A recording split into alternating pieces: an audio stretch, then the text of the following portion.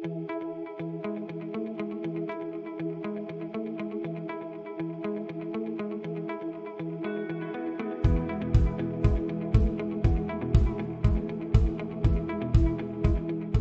bien, bonjour à toutes et à tous.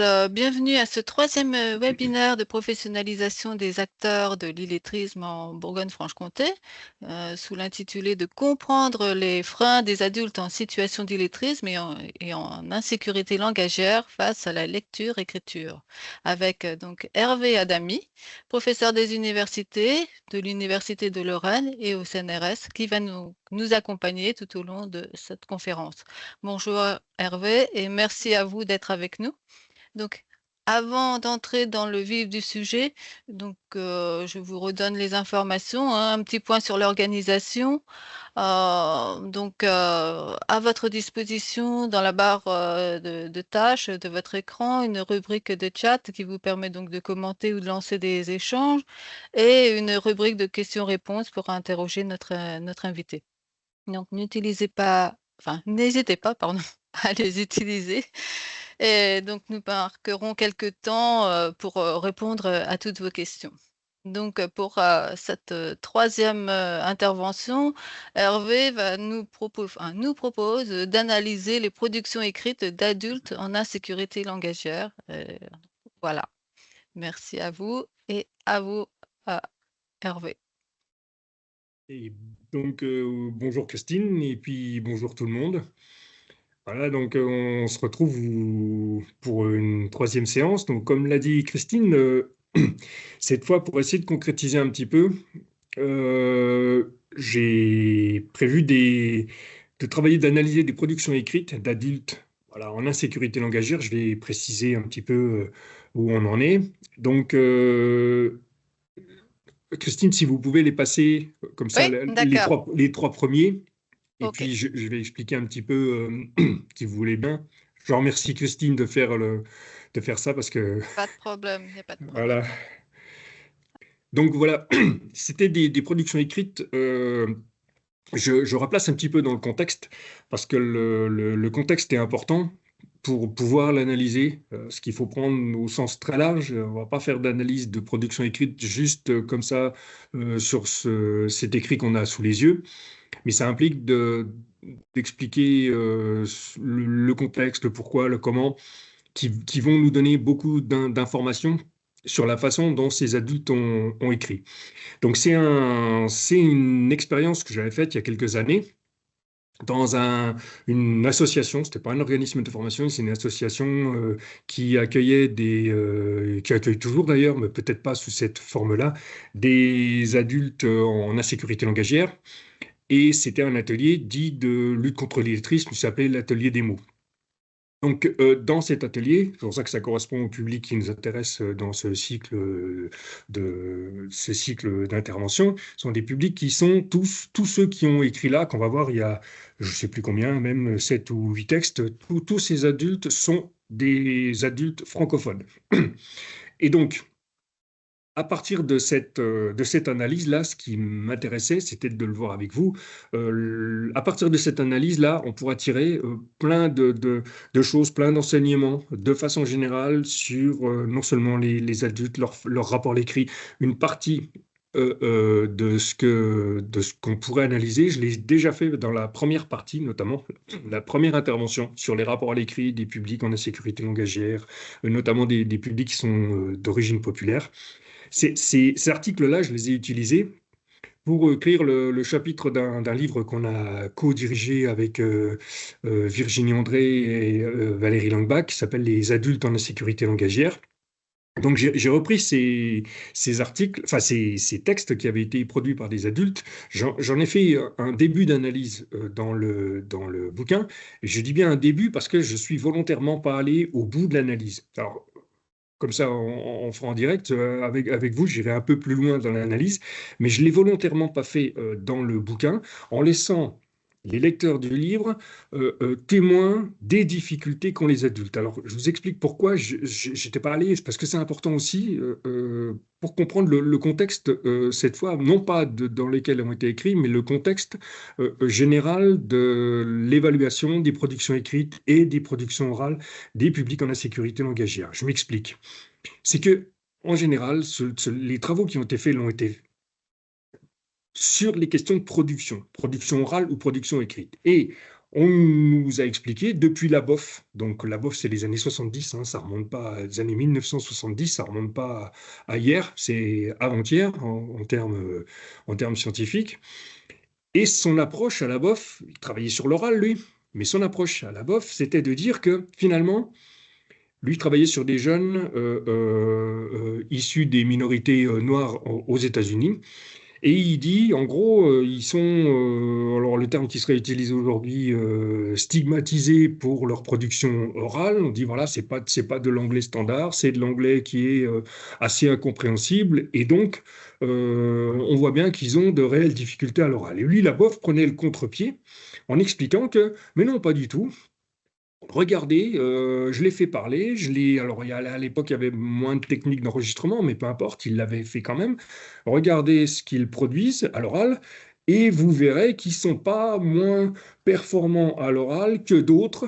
Et il prenait des groupes témoins de jeunes qui étaient issus des catégories des classes moyennes ou des classes supérieures. Il dit voilà, regardez, les uns font disent beaucoup de choses, font des phrases très longues, mais en fait, c'est pas beaucoup plus clair que que ceux qu'on désigne comme étant en difficulté. Et donc, en fait, là où ça s'éclairait, c'était justement par le fait que la BOF nous expliquait ce qu'ils étaient en train de dire. Parce que si on regarde, alors c'était de l'anglais, mais même de l'anglais traduit, si on lit les transcriptions des entretiens qu'il avait eus avec ces jeunes, on a beaucoup de mal à comprendre. Mais à partir du moment où il nous donne l'explication, on se dit, ah bah oui, effectivement, c'est ça qu'ils veulent dire. Donc c'était biaisé d'une certaine façon. Donc il a basé un petit peu tout son travail en disant, mais si, en gros, si on fait un effort, on peut comprendre, et que les difficultés qu'ils ont ne sont pas des difficultés qui sont liées à leurs compétences propres de locuteur, en l'occurrence, nous ça sera des scripteurs, c'est pas lié à leurs compétences de locuteur, c'est plutôt lié à une sorte de norme, enfin une norme qu'on a dans la tête et qu'on a un peu plus qu'on dans la tête et qui nous incite à dire que ça, c'est pas correct. Mais en fait, du point de vue de la performance, on va dire, c'est tout à fait, ça peut être tout à fait acceptable et ça peut être tout à fait justifié. Donc c'est un petit peu le contrepoint de la BOF parce que sur l'analyse des productions orales ou écrites, on en revenait systématiquement. C'est pour ça qu'on a écrit ce bouquin sur les insécurités langagières. On en revient systématiquement au principe que, mais oui, mais finalement, c'est toujours compréhensible, c'est toujours intelligible. Si on fait cet effort et si on met de côté sur les questions de normes, ils sont pas moins performants. Donc c'est un petit peu ce discours qui est lancinant depuis la BOF, hein, que Bernstein, à la même époque que la BOF, avait mis un petit peu, avait contredit. Il a dit non, c'est pas aussi performant, il y a de vraies difficultés. Bernstein ne parlait pas des insécurités langagières, mais en fait, le terme, il l'utilisait pas, ça c'est nous qui l'avons inventé, mais il parlait de la même chose. Il disait si, il y a de vraies difficultés pour les locuteurs, notamment des enfants, c'était des jeunes qui sont issus des classes populaires. Il y a de vraies difficultés. Mais en fait, du point de vue dire scientifique, du point de vue de la démonstration, on se heurtait toujours au même. C'était juste une question d'interprétation. On dit, ben voilà, si on ne comprend pas, c'est parce qu'en gros, on ne veut pas comprendre, qu'on ne fait pas l'effort de comprendre, mais tous les discours se valent. Donc, ce que j'ai voulu montrer, pour revenir à ça, dans ce livre où je prends ces textes qu'on va voir ensemble là. On ira plus loin dans l'analyse que dans le bouquin, pour une fois. Et ces textes-là, j'ai volontairement pas été au bout de l'analyse et j'ai pas été au bout de l'explication parce que je la connais l'explication, je sais ce qu'ils veulent dire, j'étais là. C'est moi qui ai fait passer ça, j'étais là quand ils l'ont écrit, je les suivais, donc je sais exactement pourquoi, comment ils l'ont écrit. C'est pas des productions qu'on a attrapées comme ça au vol. Je connais les personnes, enfin je les connaissais, je sais pourquoi elles l'ont écrite, je sais à qui elles l'ont écrite, etc. Donc je suis en mesure de le dire. Donc je suis en mesure et on va le faire ensemble aussi d'éclairer un certain nombre d'ambiguïtés, parce qu'il y en a beaucoup. dans ces textes-là. Mais quand il s'agit dans le bouquin, j'ai volontairement pas été au bout parce que j'ai dit, on va toujours retomber sur le problème de l'interprétation. Donc, je laisse le lecteur libre. Regardez, je vous donne pas forcément beaucoup d'explications, mais regardez, vous verrez si vous arrivez à tout comprendre. Et effectivement, quand on sait pas, quand on connaît pas, quand on sait pas ce qui s'est passé, pourquoi ils le disent, qu'est-ce qu'ils ont, enfin, ce qu'ils essayent de nous faire comprendre, eh ben, on comprend pas, tout simplement. Mais si j'étais allé au bout de l'explication en disant, bah oui, c'est clair une fois, mais c'est une fois qu'on le sait que c'est clair. Mais tant qu'on le sait pas, c'est pas clair. Donc je suis resté un petit peu volontairement sur cet entre-deux-là, en disant, OK, bah, si vous pensez que c'est clair, eh ben, lisez-le et puis dites-moi ce que vous pouvez comprendre. Donc voilà un petit peu pour le contexte général. Et c'est aussi pourquoi, je crois que je vous en avoir parlé dans d'autres, dans une autre intervention, si ce n'est pas le cas, je ne sais plus, mais en tout cas, je vous en reparle, c'est on avait mis au point un protocole de recherche, là, cette fois, qu'on- sur la compréhension orale. Et là, cette fois, on s'est dit, là, on ne pourra plus nous faire le coup de l'interprétation ou de dire, mais si, c'est qu'une question de normes, c'est pas. On a travaillé sur la compréhension orale des francophones natifs qui sont en difficulté. Donc, on a fait un test de 4 petites vidéos, enfin, 3 audios et 1 vidéo, qu'on a trouvé c'est des journaux, en fait, hein, qui relatent des faits divers très, très, très simples, hein, il y a pas de complications là-dedans. Et on a fait passer le test avec des publics qui sont en insécurité langagière, à l'écrit et ou à l'oral. Donc on en avait 150, hein, donc on a dit on va taper fort. Donc 150 personnes, c'est le CLMPS en Bretagne qui a eu la gentillesse de nous faire passer les protocoles auprès de ces publics. Et puis on a dit on va faire passer le même test de compréhension orale. Donc on leur pose des questions, on leur fait écouter des petits audios courts, 2 ou 3 minutes le maximum, des audios courts et on leur pose des questions sur ce qu'ils ont pu comprendre. Et puis on a fait passer le même test à des gens qui ont... Donc ça, c'était les 150, c'était des gens qui n'avaient pas le bac, donc qui étaient infra-bac. Et on a fait passer le même test à des gens qui avaient bac et bac plus que bac plus 2 et un troisième groupe témoin de gens qui avaient bac plus 3 et plus.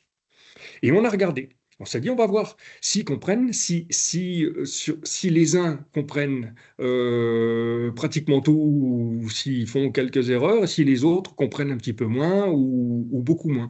Donc cette étude-là, on est arrivé au bout. On a déjà une partie des résultats et c'est clair et net. C'est clair et net. Ça veut dire que plus le niveau d'études monte, plus ils comprennent ce qui est dit dans ces audios. Et quand ça va être publié, donc ça devrait être publié peut-être d'ici la fin de l'année, parce qu'il faut le temps qu'on l'écrive, il faut le temps que ça passe par toutes les filtres scientifiques et puis que ça devrait être publié à la fin de l'année. Et on a déjà confirmation qu'il y a bien des difficultés, et cette fois en compréhension orale. Et là, on ne peut plus dire c'est l'interprétation, on ne peut plus dire oui, mais si on fait un effort et que c'est la norme. Là, s'il y a vraiment des difficultés pour comprendre du français, alors que s'il s'agit de leur propre langue. Et comprendre du français, quand ça sera publié, vous verrez si je leur transmettrai l'information, c'est vraiment des choses toutes simples qui ont des interviews qui parlent d'une inondation, d'un fait divers qui s'est passé dans une prison. Voilà, c'est vraiment très simple. Et on voit bien qu'il y a une claire distinction entre, du point de vue nous, c'était du point de vue des diplômes, et c'est absolument clair. C'est même plus clair que ce qu'on imaginait au départ. Donc voilà un petit peu pour placer tout le contexte. Donc c'est tous ces travaux qu'on a menés, voilà, on l'a sous les yeux, et puis qu'on est en train de mener, on va le voir pour la compréhension orale, qui confirme qu'il y a bien des difficultés de cet ordre-là, y compris avec des francophones natifs. Donc c'est le public qui nous intéresse ici. Donc, sur ces productions écrites. Là, si on prend, je vais vous expliquer le contexte de production, comment on les a fait écrire, comment on les a amenés à le faire, parce que ce que je vous disais au début, c'est important de comprendre ça, parce qu'il y a des choses qui s'éclairent comme ça. Ce qu'on voit ici, si vous avez des productions sous les yeux, enfin une partie, parce on va avancer, vous verrez les autres productions, le simple fait qu'il y ait des productions de ce type-là fait que si on prend les catégories de personnes qui relèvent de l'illettrisme selon les définitions de la NLCI, eh ben, finalement, elles n'entreraient pas dans ce cadre-là. Parce que les adultes en difficulté qui relèvent de l'illettrisme ne seraient pas capables de produire des textes aussi longs. Donc ça veut dire que ce qu'on a là, et qu'on voit bien, rien qu'à l'œil, hein, j'allais dire, avant d'arriver à l'analyse, on voit bien que ces adultes qui ont produit ces textes-là sont en difficulté, sont clairement, il suffit de lire, d'essayer de comprendre, vous allez voir que je vais vous les lire aussi, vous verrez sans doute des surprises. Euh, euh, ces adultes qui ont produit ces textes-là, qui sont à l'évidence, mais on va voir que l'évidence, ça suffit pas, on va aller plus loin dans l'analyse, sont en insécurité langagière, eh ben, ceux-là, il faut comprendre qui seraient même pas concernés par l'illettrisme, parce qu'ils arrivent à produire ces textes-là. Ceux qui sont concernés par l'illettrisme, les niveaux 1, 2, même 3, mais en tout cas 1 et 2, de la typologie de la NLCI sur les niveaux, ceux-là ne seraient pas capables de produire ces textes-là. Donc ça veut dire qu'on a des personnes qui sont à l'évidence en insécurité langagière, mais qui sont encore au-delà de l'illettrisme, qui ne seraient même pas concernés par l'illettrisme. Donc vous imaginez les autres. Et pourquoi on n'a pas les autres? Bah, tout simplement parce qu'ils ne sont pas capables de produire. Si on leur avait demandé la même chose, je l'ai fait, hein, il y en avait quelques-uns quand on était en formation, qui n'ont pas été capables de produire ça. Donc, c'était pas la peine, en gros, on a abrégé les souffrances, quoi, parce que ils n'arrivaient pas à produire 2 ou 3 lignes, ou avec vraiment beaucoup de difficultés. Ça ressemblait pas à de la torture, mais pas loin. Donc, on a dit, on fait pas, on va pas plus loin. C'est pas, il s'agit pas de faire souffrir les gens juste pour avoir du corpus ou pour voir un petit peu.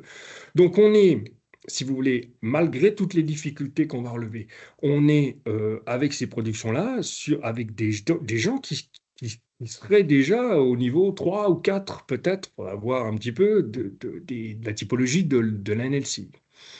Donc, encore sur le contexte, expliquer comment on a procédé pour les faire produire. Donc, l'idée, enfin, disons que la réalité déjà, avant l'idée, c'est que justement, ces personnes qui sont en insécurité langagière, et en particulier à l'écrit, on le voit bien, ce qu'on va voir ici, ces personnes qui sont en insécurité à l'écrit, notamment, la première difficulté, parce qu'ils étaient en formation dans ce groupe-là, la première difficulté, c'est de les faire écrire, justement. Et pour tout un tas de raisons, qu'on a vu, notamment dans la première partie, de la première intervention que j'avais faite, pour tout un tas de raisons qui sont liées à le fait d'être en insécurité langagière, ils le savent.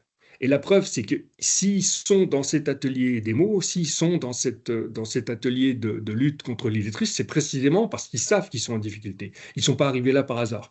Il n'y a pas de piège en leur disant, tiens, rentrez, il y a de la lumière, il fait chaud, on va essayer de travailler là-dessus. Ils savent très bien pourquoi ils sont là. Donc, ils ont conscience, ceux qui ont écrit là ont conscience de leurs difficultés.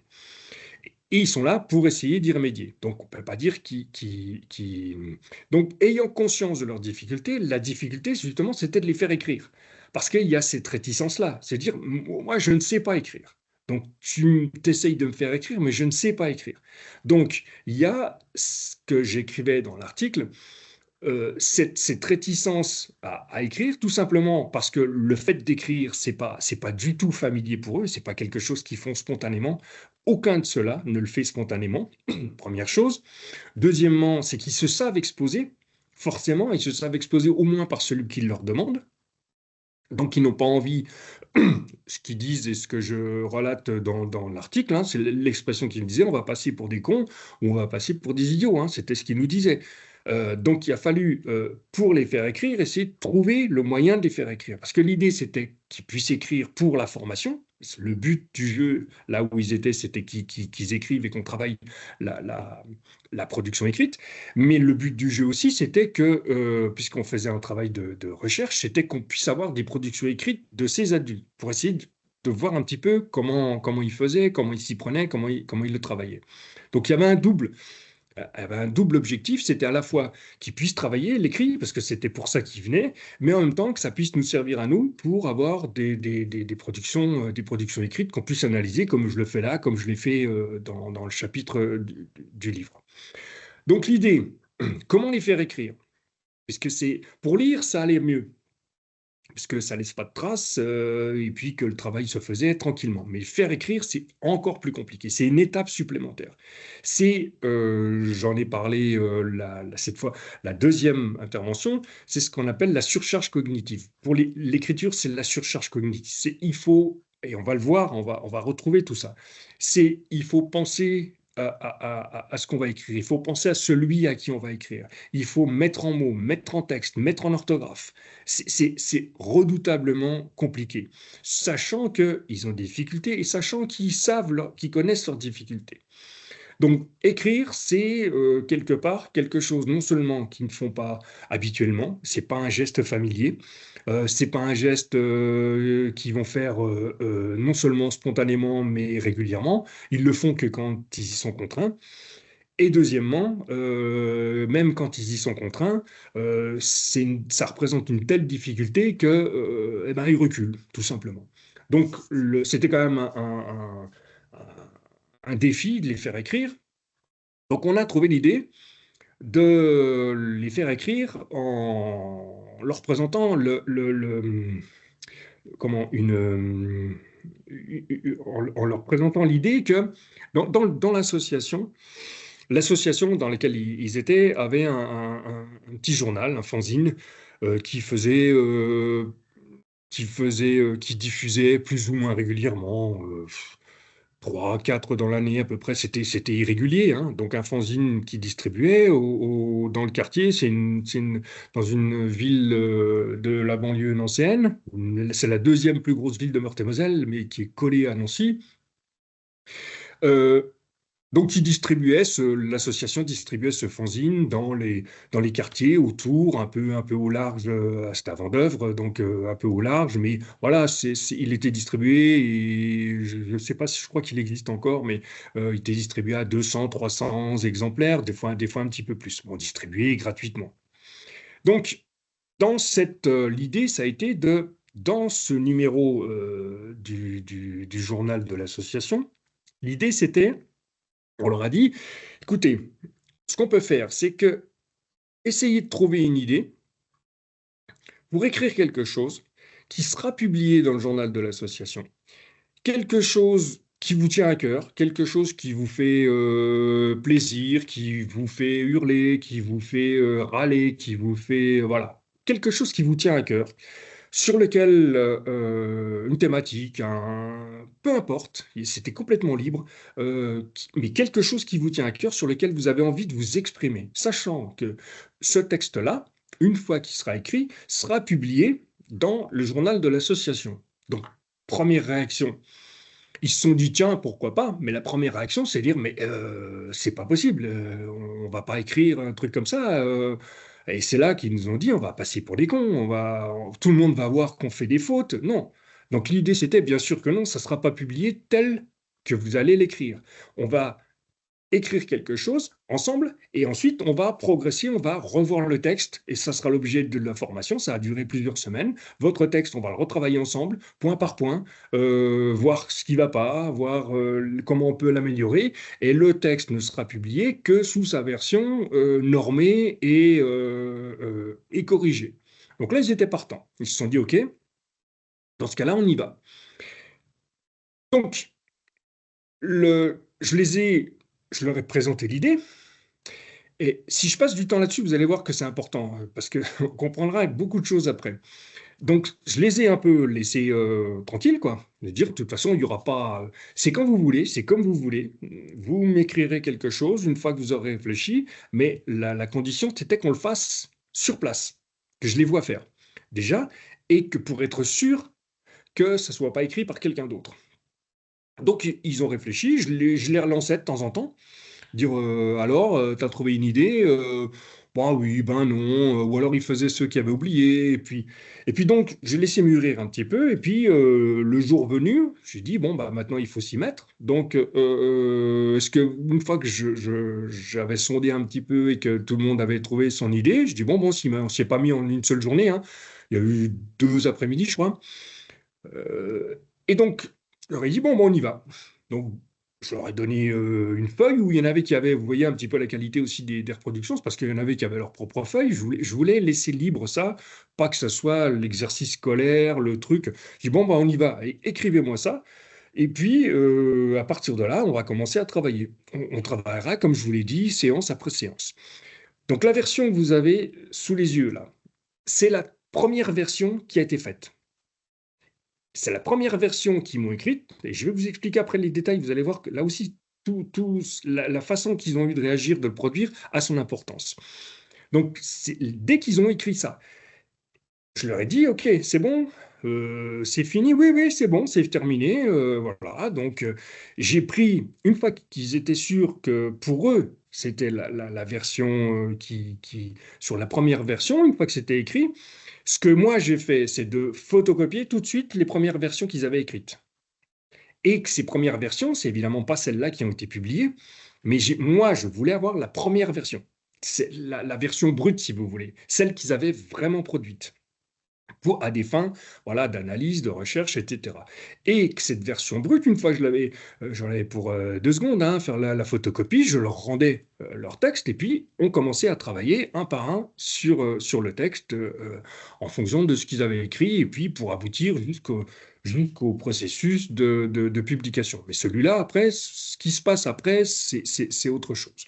Donc vous avez là, sous les yeux, les premières versions qui ont été écrites. Alors, en gros, j'ai pas chronométré, parce que c'était pas tout à fait le but du jeu, mais pas chronométré pour eux, parce que ça, c'est clairement, c'était hors de question, mais pour moi, pour avoir une idée. Mais en gros, tous les textes, sauf le deuxième que j'avais, qui commence par Messieurs les députés, où il s'appelle Jules, il a eu des difficultés, il a des difficultés pour écrire, donc il a mis un peu plus de temps. Puis il était en général plutôt plus lent que les autres, plus appliqué, mais plus lent.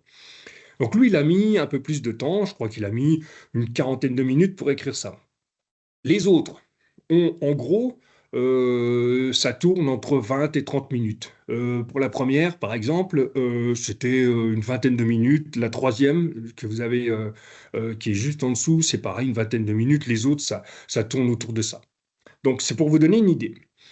Ce que j'ai fait, je ne voulais pas leur dire explicitement, justement pour pas biaiser le travail, je ne voulais pas leur dire est-ce que vous avez relu. Je n'ai pas prononcé ce mot-là.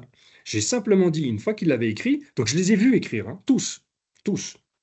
J'étais pas sur leur dos, mais j'étais là à côté, c'était une table, c'était dans un appartement d'ailleurs, un appartement transformé en salle pour l'association, donc il n'y avait rien de formel, c'était pas du tout un cadre scolaire.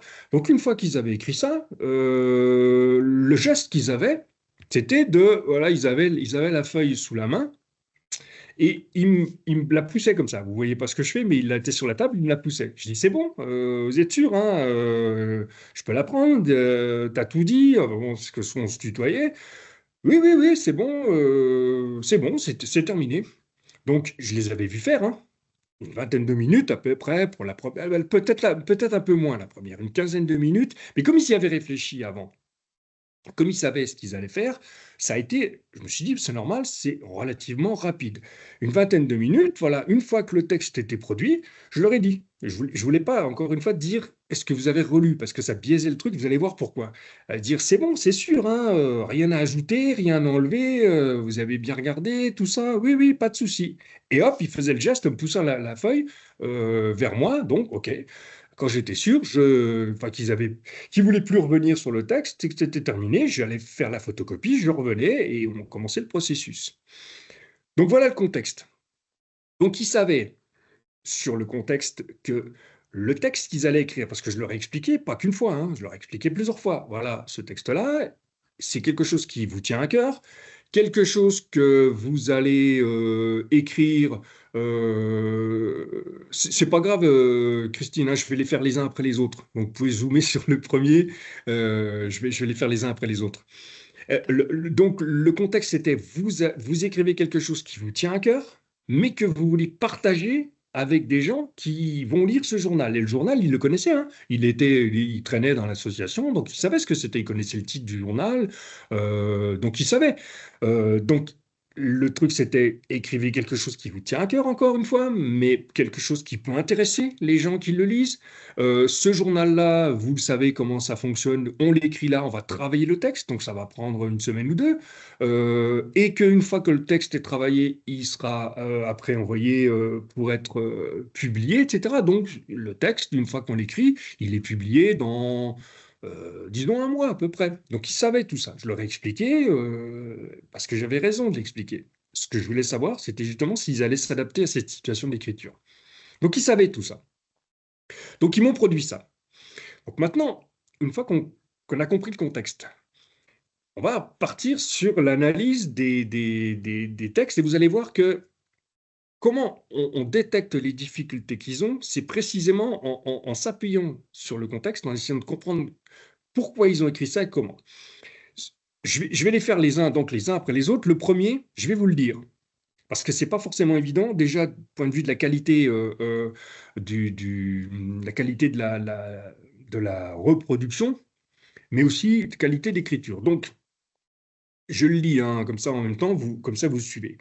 Le jeudi matin, quand j'ai été à l'association de femmes avant d'œuvre, c'est le nom de l'association, Femmes avant d'œuvre. Donc, quand j'ai été à l'association de femmes avant d'œuvre pour des activités et qu'on m'annonce que c'est fini, j'ai été angoissé pour une journée. J'adore d'écouter les problèmes des autres parce que je me retrouve en même temps. Je ne suis pas la seule à avoir de la haine pour les mêmes raisons. Voilà ce qu'elle écrit. Alors, celui-là, je l'ai placé en premier parce qu'il est vraiment intéressant à plein de points de vue. Euh, Déjà, ce texte-là, et tous les autres, alors Christine, c'est pas la peine de bouger, vous ne bougez pas les textes, parce que de toute façon, on le verra. Mais ce qui est intéressant dans tous les textes, hein, parce qu'ils ont tous été produits de la même façon, c'est pour ça que je vous disais, je les ai laissés, je leur ai dit c'est bon, vous êtes sûr? Je les ai laissés encore 3-4 minutes comme ça, une fois qu'ils m'ont dit oui, c'est bon. Je les ai laissés. Je dis vous êtes sûr? C'est bon, c'est terminé. Oui, oui, oui, c'est bon, c'est terminé. Donc, j'étais sûr que je ne les avais pas pris au dépourvu, que j'avais pas retiré la feuille dès que c'était terminé, je les ai laissés. Ce qui est frappant dans tous ces textes-là, c'est que, sauf le tout premier, la première ligne, il n'y a pas une rature. Pas une. Pas une rature. Or, quand on est en insécurité langagière, ou quand on ne l'est pas, justement, moins on l'est en sécurité langagière, plus, parce que c'est une production manuscrite. Manuscrite, hein. C'était pas question qu'on fasse sur le clavier, là c'était je voulais du manuscrit. Il y a une seule rature, je dis pas une seule rature, il y a une seule rature. Au début, quand j'ai été à l'association, tout le reste, il n'y a pas une rature. Ce qui veut dire, ça c'est l'information essentielle, c'est qu'en fait, en écrivant en un quart d'heure, 20 minutes, ils ont produit un écrit, et on va voir après sur l'analyse de la cohérence textuelle, etc., ils ont produit un écrit sans rature. Donc ça veut dire que, ça je le sais, parce que je leur ai demandé, c'est ça que je voulais savoir, ils n'ont pas relu. C'est clair, il n'y en a aucun qui est revenu sur le texte, qui a repris et qui a refait ce travail, sauf la toute première, mais en fait, la rature qu'elle a faite, c'est pas en relisant, c'est immédiatement quand elle a écrit. Tout de suite. Tout le reste, il n'y a pas de rature. Donc ça donne la première indication qu'on va revoir, et c'est un petit peu le fil conducteur de l'analyse, c'est qu'en fait, ils ont écrit comme s'ils parlaient, exactement de la même façon. Ils ne se sont pas placés dans une position d'écriture, ils se sont placés dans une position de je te raconte, tu veux savoir ce qui m'a frappé, ce qui m'a choqué, ben, je vais te le raconter, je vais te le dire. Et la seule différence, c'est que c'est graphié, c'est tout, mais c'est exactement du discours oral. Et la preuve, pourquoi il n'y a pas de rature? Il y a plusieurs raisons, il n'y a pas que cette raison-là. Mais la première raison, c'est que quand on parle, eh ben, une fois qu'on a parlé et puis qu'on a dit ce qu'on a à dire, on ne s'arrête pas et puis on dit, attends, maintenant je vais revenir en arrière, recorriger tout ce que j'ai dit, les fautes, les... Non, c'est pas possible. Eh ben, c'est exactement ce qu'ils font. Et le geste qu'ils faisaient de me dire, non, non, bah, c'est bon, j'ai dit ce que j'avais à dire, sauf qu'ils l'avaient écrit. Donc ça, c'est typiquement la première chose, c'est pour ça que j'ai pris du temps à vous expliquer le contexte dans lequel ça a été écrit. C'est parce que ils ne se sont pas placés dans une position d'écriture. Et quand on dit, parfois vous connaissez l'expression, il écrit comme il parle ou elle écrit comme elle parle, en fait c'est vrai, mais pas tout à fait pour les raisons qu'on dit là. En fait, ils sont dans une position d'oralité. Et donc, ils sont dans l'écrit, puisqu'ils ont fait de la production écrite, ils ont fait un certain nombre de choses, mais ils sont dans une position où, en fait, ils disent à l'écrit. Voilà ce que c'est le truc. Donc, ils sont en fait dans un entre-deux.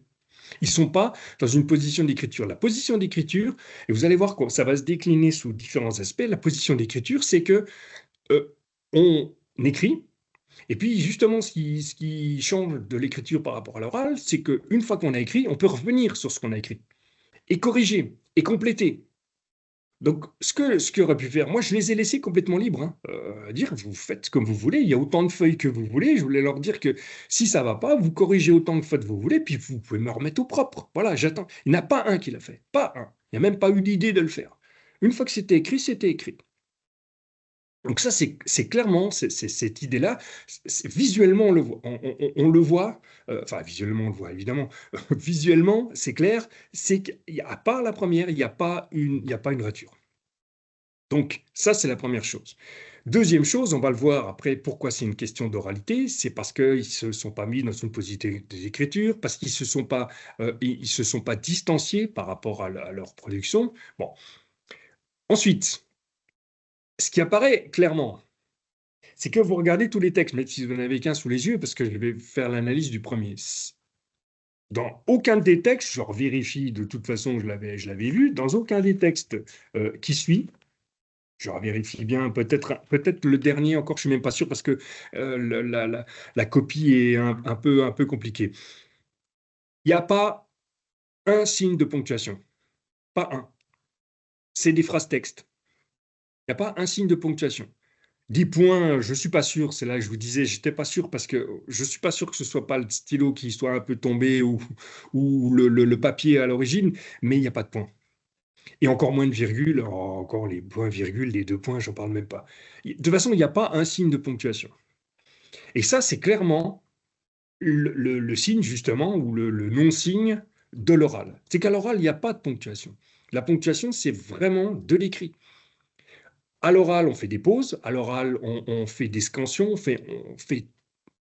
Ça existe tout ça. C'est pas le discours comme ça qui passe à l'oral sans pause, sans respiration, sans rien du tout. Mais c'est pas du tout les mêmes qu'à l'écrit.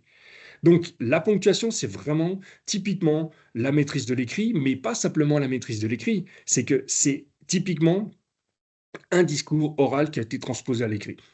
Voilà. Donc, à l'oral, il n'y a pas de ponctuation. À l'écrit, alors ils savent ce que c'est que les points et les virgules, hein, tous, hein, ils savent ce que c'est. Sauf qu'il faut savoir les placer. Donc, ça, là aussi, c'est typique de cette position-là où on, en fait, on écrit tel qu'on parlerait. C'est pas exactement comme on parle, parce qu'on voit qu'il y a quand même des passages où il y a... Le simple fait déjà qu'ils écrivent, ça veut dire qu'ils ont une certaine forme de maîtrise de l'écrit, hein. La preuve, hein, c'est qu'ils le font. Et qu'il y a des restants comme ça de souvenirs scolaires, de choses qui reviennent. Donc, ils sont dans un entre-deux. Alors maintenant, sur la relecture, là, ils ne l'ont pas dit, mais ce qui se produisait souvent, parfois quand j'insistais pour d'autres exercices, ou pas spécialement pour celui-là, mais je voulais voir un petit peu comment ils réagissaient, c'était de leur dire, relis ce que tu as écrit. Je leur disais pas, il y a des fautes, je leur disais, relis, parce qu'ils savaient bien qu'il y en avait, ils savaient bien qu'il y a des choses qui n'allaient pas, puisqu'ils étaient là pour ça. Donc, c'était pas une négation de dire, non, non, je fais pas de faute, ils venaient pour ça, ils venaient pour le travailler. Je disais, relis. Mais ce qui se produisait très souvent, c'est qu'en fait, ils relisaient, mais ils rajoutaient des fautes. Ils ne voyaient pas celles qu'il y avait, ils en rajoutaient d'autres. Et parfois, une fois, je me souviens, ça nous avait fait rigoler avec la personne, hein. Je dis arrête, arrête, arrête, c'est encore pire. Donc, et c'est ce qu'il me disait, de toute façon, ça sert à rien que je relis, je ne les vois pas, mes fautes. Si je les fais comme ça, c'est donc que je ne les vois pas.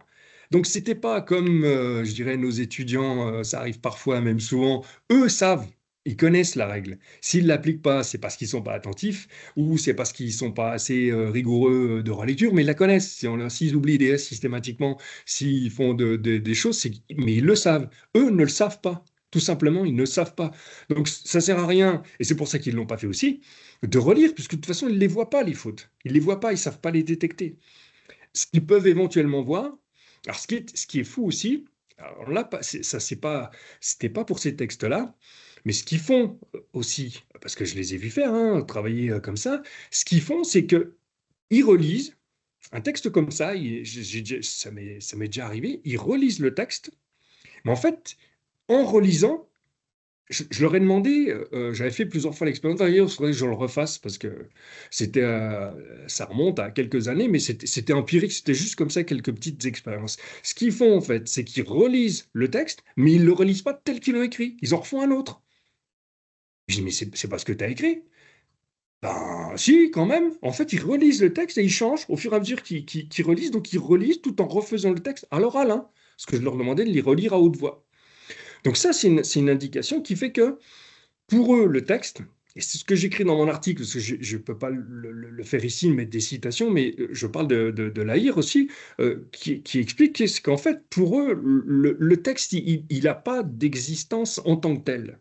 On est dans l'oral, on est beaucoup dans l'oral et un peu dans l'écrit, c'est graphié, c'est ça qui fait que c'est de l'écrit, mais en fait, on est dans une position d'oralité. Donc, quand on a quelque chose à raconter de nouveau à l'oral, on ne le raconte pas exactement avec les mêmes mots de la même façon, on le re-raconte. Donc ce qu'il faisait, c'est, sous mes yeux, hein, il relisait à haute voix, parce que je leur avais demandé de le faire à haute voix pour vérifier, il relisait à haute voix un autre texte. Enfin, pas complètement différent, mais il me rajoutait des trucs, ils en enlevaient. Ben, je dis, mais c'est pas ça que tu as écrit. Bah oui, mais c'est quand même le même truc. Oui, mais c'est pas ça que tu as écrit là.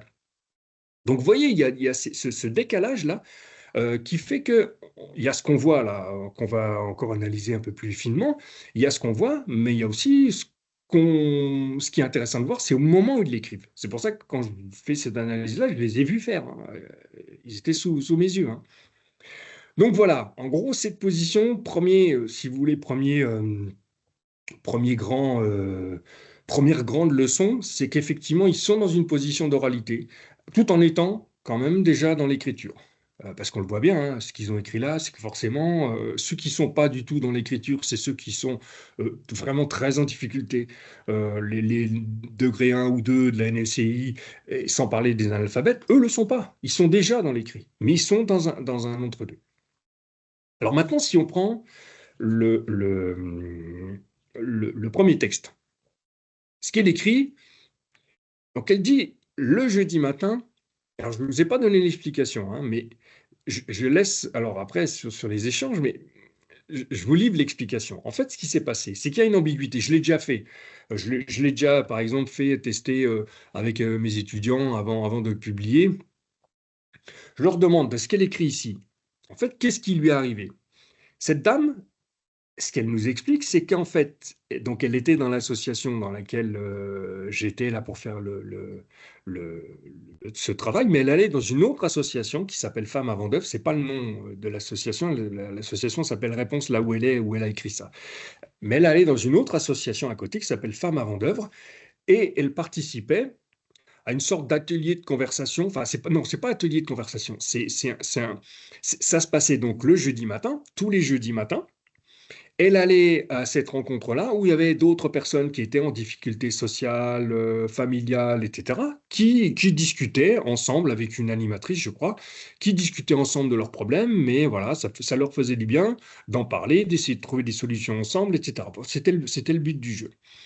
Et donc, ce qu'elle nous raconte, en fait, c'est que, et on va voir justement toutes ces questions d'ancrage énonciatif, que ça renforce encore l'idée de l'oral et par rapport à l'écrit, c'est que ce qui lui est arrivé, donc là, quand elle écrit ça, c'est, je crois, au début de semaine, je ne me souviens plus exactement, c'était lundi ou mardi. Quand elle écrit ça, elle part du jeudi qui précède, le moment où elle écrit.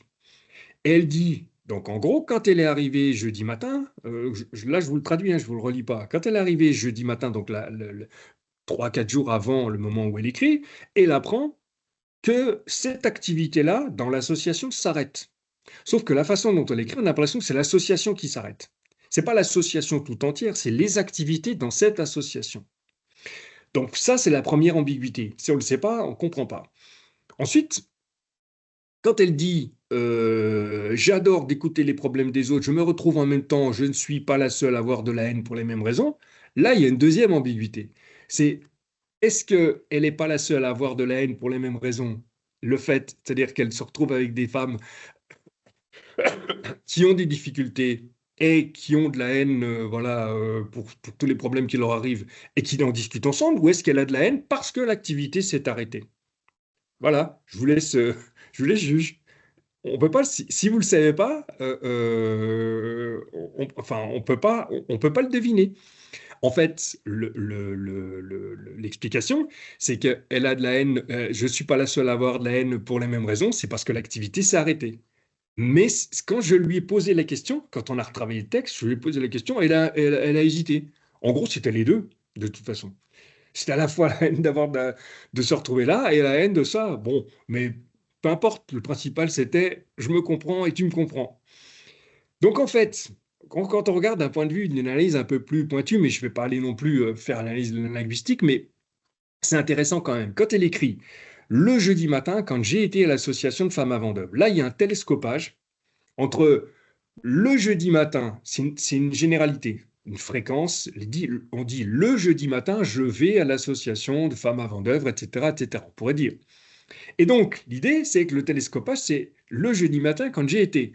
C'est pas quand j'ai été, c'est soit le jeudi matin quand je vais ou quand j'allais, ou soit jeudi matin quand j'ai été. Et là, il y a un télescopage des deux, en fait. C'est qu'effectivement, elle y va tous les jeudis matins, donc c'est une fréquence, c'est le jeudi matin, c'est bien la fréquence, mais ce qu'elle veut nous expliquer, c'est que ce jeudi matin, celui qui précède là, il lui est arrivé, enfin, elle a appris qu'il n'y avait plus. Et donc, ce télescopage, en fait, si on comprend, on se dit, mais qu'est-ce qu'il c'est le jeudi matin, tous les jeudis matins. Donc tous les jeudis matins, il lui annonce que ça s'arrête. Non, c'est forcément le dernier jeudi. Bon. Donc ça, c'est ce qu'on appelle, mais on ne va pas faire l'analyse poussée, c'est ce qu'on appelle un problème d'ancrage énonciatif. C'est-à-dire qu'elle a une difficulté à prendre le point de repère, à prendre un point de repère par rapport à son moment, par rapport au moment où il produit son discours. En l'occurrence, c'est de l'écrit. Mais ça peut être de l'oral. Donc pourquoi elle a un problème de point de repère, en fait? C'est que quand elle explique ça, le jeudi matin, quand j'ai été à l'association de femmes avant d'œuvre et que moi, on m'annonce. Alors le on m'annonce, là aussi, et on va le voir que on m'annonce, c'est qui? C'est la direction de l'association.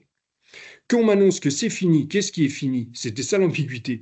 Est-ce qu'on lui annonce que l'association n'existe plus ou que les activités dans cette association n'existent plus? En fait, c'est les activités. On lui annonce que le jeudi matin, cette activité-là n'existera plus.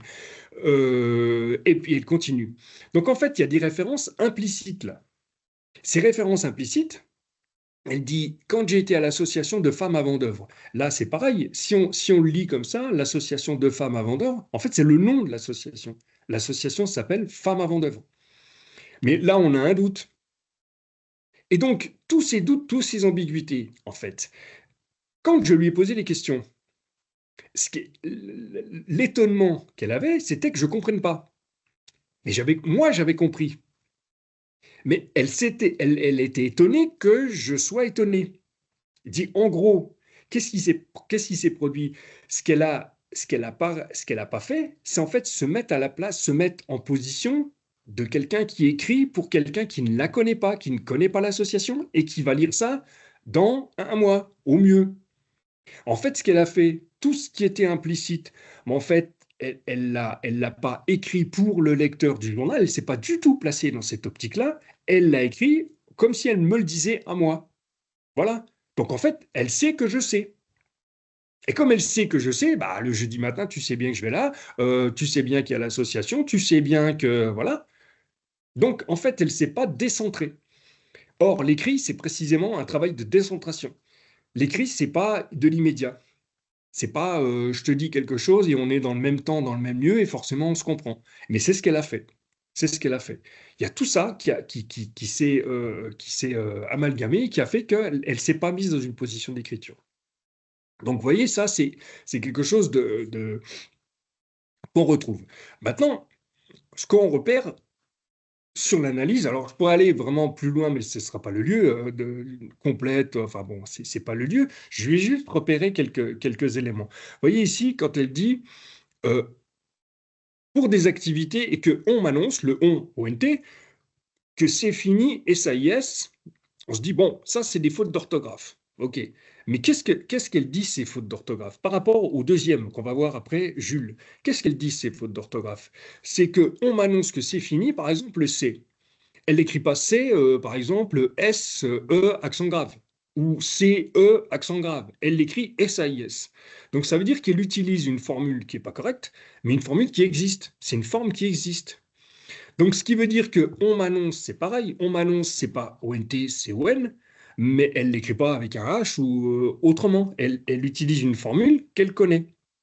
Donc ça, c'est des traces, si vous voulez, même pour le reste, hein, c'est des traces qui montrent que il y a des acquis scolaires. C'est pas, elle est encore une fois, ils sont dans un entre-deux. Il y a des acquis scolaires. Donc il y a des formes qu'elle a mémorisées. Elle les emploie à mauvais escient, mais c'est des formes qu'elle a mémorisées. Donc en fait, ce qu'on se rend compte, si on veut, si vous voulez monter un peu plus pour le deuxième, Christine, s'il vous plaît, on voit le deuxième. Alors le deuxième texte, celui-là, peut-être avant le deuxième, s'il y a des questions, peut-être, si je n'ai pas vu. Ben, écoutez, pour l'instant, personne n'en pose là, bon, du point de vue écrit, hein, mais Ok, ok, ça ça marche. marche.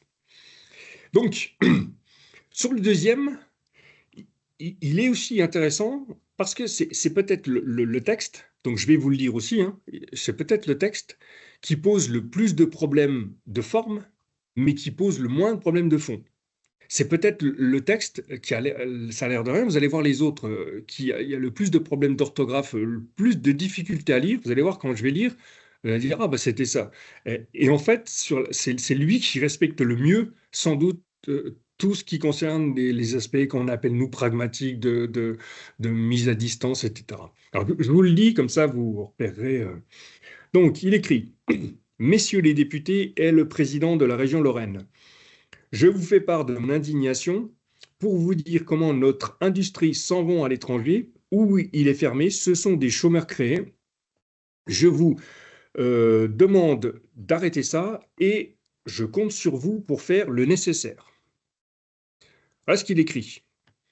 Donc, lui, à l'évidence, s'appelle Jules. Lui, à l'évidence, il a un problème qui est plus lourd que les autres, dans le sens où les autres segmente les mots à peu près correctement. Il y a des formes orthographiques qui existent.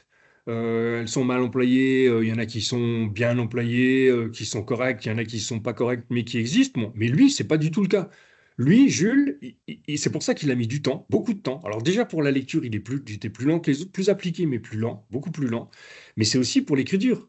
Vous imaginez l'effort que ça lui a coûté d'écrire ça. C'est-à-dire qu'en fait, il écoute et il essaie de transcrire ce qu'on appelle les correspondances grapho-phonologiques. Il écoute, c'est sa langue, hein. Alors il est aussi créolophone, mais il est autant créolophone, il était guadeloupéen, autant créolophone que francophone, hein. Le français, ça pose aucun problème pour lui. Donc il écoute et il transcrit. Donc comme il ne connaît pas les règles orthographiques ou vraiment, vous voyez, il y a rien il y a rien qui correspond aux règles, mais comme il ne les connaît pas, ben, il essaie de transcrire, parce que les règles de transcription, il les connaît au moins approximativement. Donc il a vraiment, c'est lui qui a le plus des difficultés. Il n'est pas du tout arrivé dans cette, vers comment je veux dire, la maîtrise de l'orthographe normative, encore moins, mais il en est encore à essayer de se demander comment tel phonème, tel son se transcrit. Et pourtant, une fois qu'on a lu ça, à la différence de la première et de la troisième, je vais venir sur la troisième, j'irai plus rapidement au fur et à mesure que je vais avancer, parce qu'on va retrouver les mêmes choses. À la différence de la première et de la troisième, c'est lui qui correspond exactement à la demande. Parce que sur la demande initiale, c'était écrivez quelque chose qui vous tient à cœur, quelque chose qui peut intéresser les gens. Donc, au-delà de votre problème personnel, on voit bien que la première et la dernière, ce qu'elles font, c'est qu'elles... Bon, après, c'est pas une question de jugement, hein, je constate ce qu'elles ont fait. C'est qu'en fait, elles sont parties de... Alors, ce qui vous tient à cœur, effectivement, c'est ce qui leur tient à cœur, mais elles sont restées sur leurs problèmes personnels. Lui, la consigne, c'est qu'il a compris Il s'est dit, OK, bah, je vais en profiter pour dire, voilà, ce qui dénonçait là, c'était les subventions publiques aux entreprises qui s'installent. Il y en a eu plusieurs dans la région, chez nous en Lorraine, et puis qui partent, voilà, qui licencient quand même malgré les aides publiques. Voilà, malheureusement, il y en a eu des comme ça. Donc lui, ça l'avait choqué et il voulait le dénoncer. C'est ce qu'il a fait. Donc il était peut-être mieux que les autres dans le sujet, dans l'idée du journal, dans l'idée de la dénonciation, enfin, ou pas dénonciation, mais en tout cas de quelque chose qui peut intéresser largement au-delà de son cas personnel. Deuxième chose, c'est que en fait, il le fait comment? Rien, il l'a fait tout seul. Hein. Il l'a fait tout seul. Il n'y a pas eu c'est lui qui a réfléchi là-dessus. Il le fait comment? Sous la forme d'une lettre ouverte. Vous imaginez? C'est-à-dire qu'il maîtrise ça. C'est exactement ce qu'il fallait faire. C'est je m'adresse aux députés alors il s'adresse peut-être pas aux bons, mais enfin si, peu importe, si, finalement c'est bon, mais il s'adresse sous la forme d'une lettre ouverte. Donc c'est la forme épistolaire et en plus la forme d'une lettre ouverte, c'est-à-dire qu'il a compris et il a trouvé exactement le bon type de texte qui allait. Et alors qu'il a du mal à faire cette correspondance graphophonologique. Donc pour vous dire, après, tout le reste est cohérent. Hein. Il explique à qui il s'adresse, il explique le contexte, et il explique pourquoi ça va pas et ce qu'il dénonce. Bon, c'est sûr qu'on a retravaillé un petit peu, enfin, sur la forme, beaucoup. On a beaucoup retravaillé. On a retravaillé, par exemple, avec de la lecture. Comme il lisait beaucoup, en fait, pourquoi il a écrit ça? Parce que lui, il lisait beaucoup. Il lisait très lentement, mais il suivait l'actualité régionale, l'actualité nationale. Donc en fait, ce qu'on a fait, par exemple, pour les pistes didactiques, on verra la prochaine fois, mais sur les pistes didactiques, par exemple, avec lui, bon, on est retourné, j'ai retrouvé des articles qui traitent, et puis j'ai retrouvé les mots, retrouve les mots. Chômeur, comment ça s'écrit, industrie, comment ça s'écrit. Donc il relisait, et puis il reprenait, quand il retrouvait le mot, hop, il le remplaçait, le mot qu'il avait retrouvé, par le sien. Donc et progressivement, comme ça, le travail a été relativement facile finalement avec lui. C'est avec les autres, ça a été plus compliqué. Donc voilà, vous voyez, c'était pour vous montrer que entre la forme et le fond, si on se jette dessus, si ce texte-là, et je l'avais fait aussi avec les étudiants, mes étudiants, j'avais pris ce texte-là, je l'avais orthographié correctement.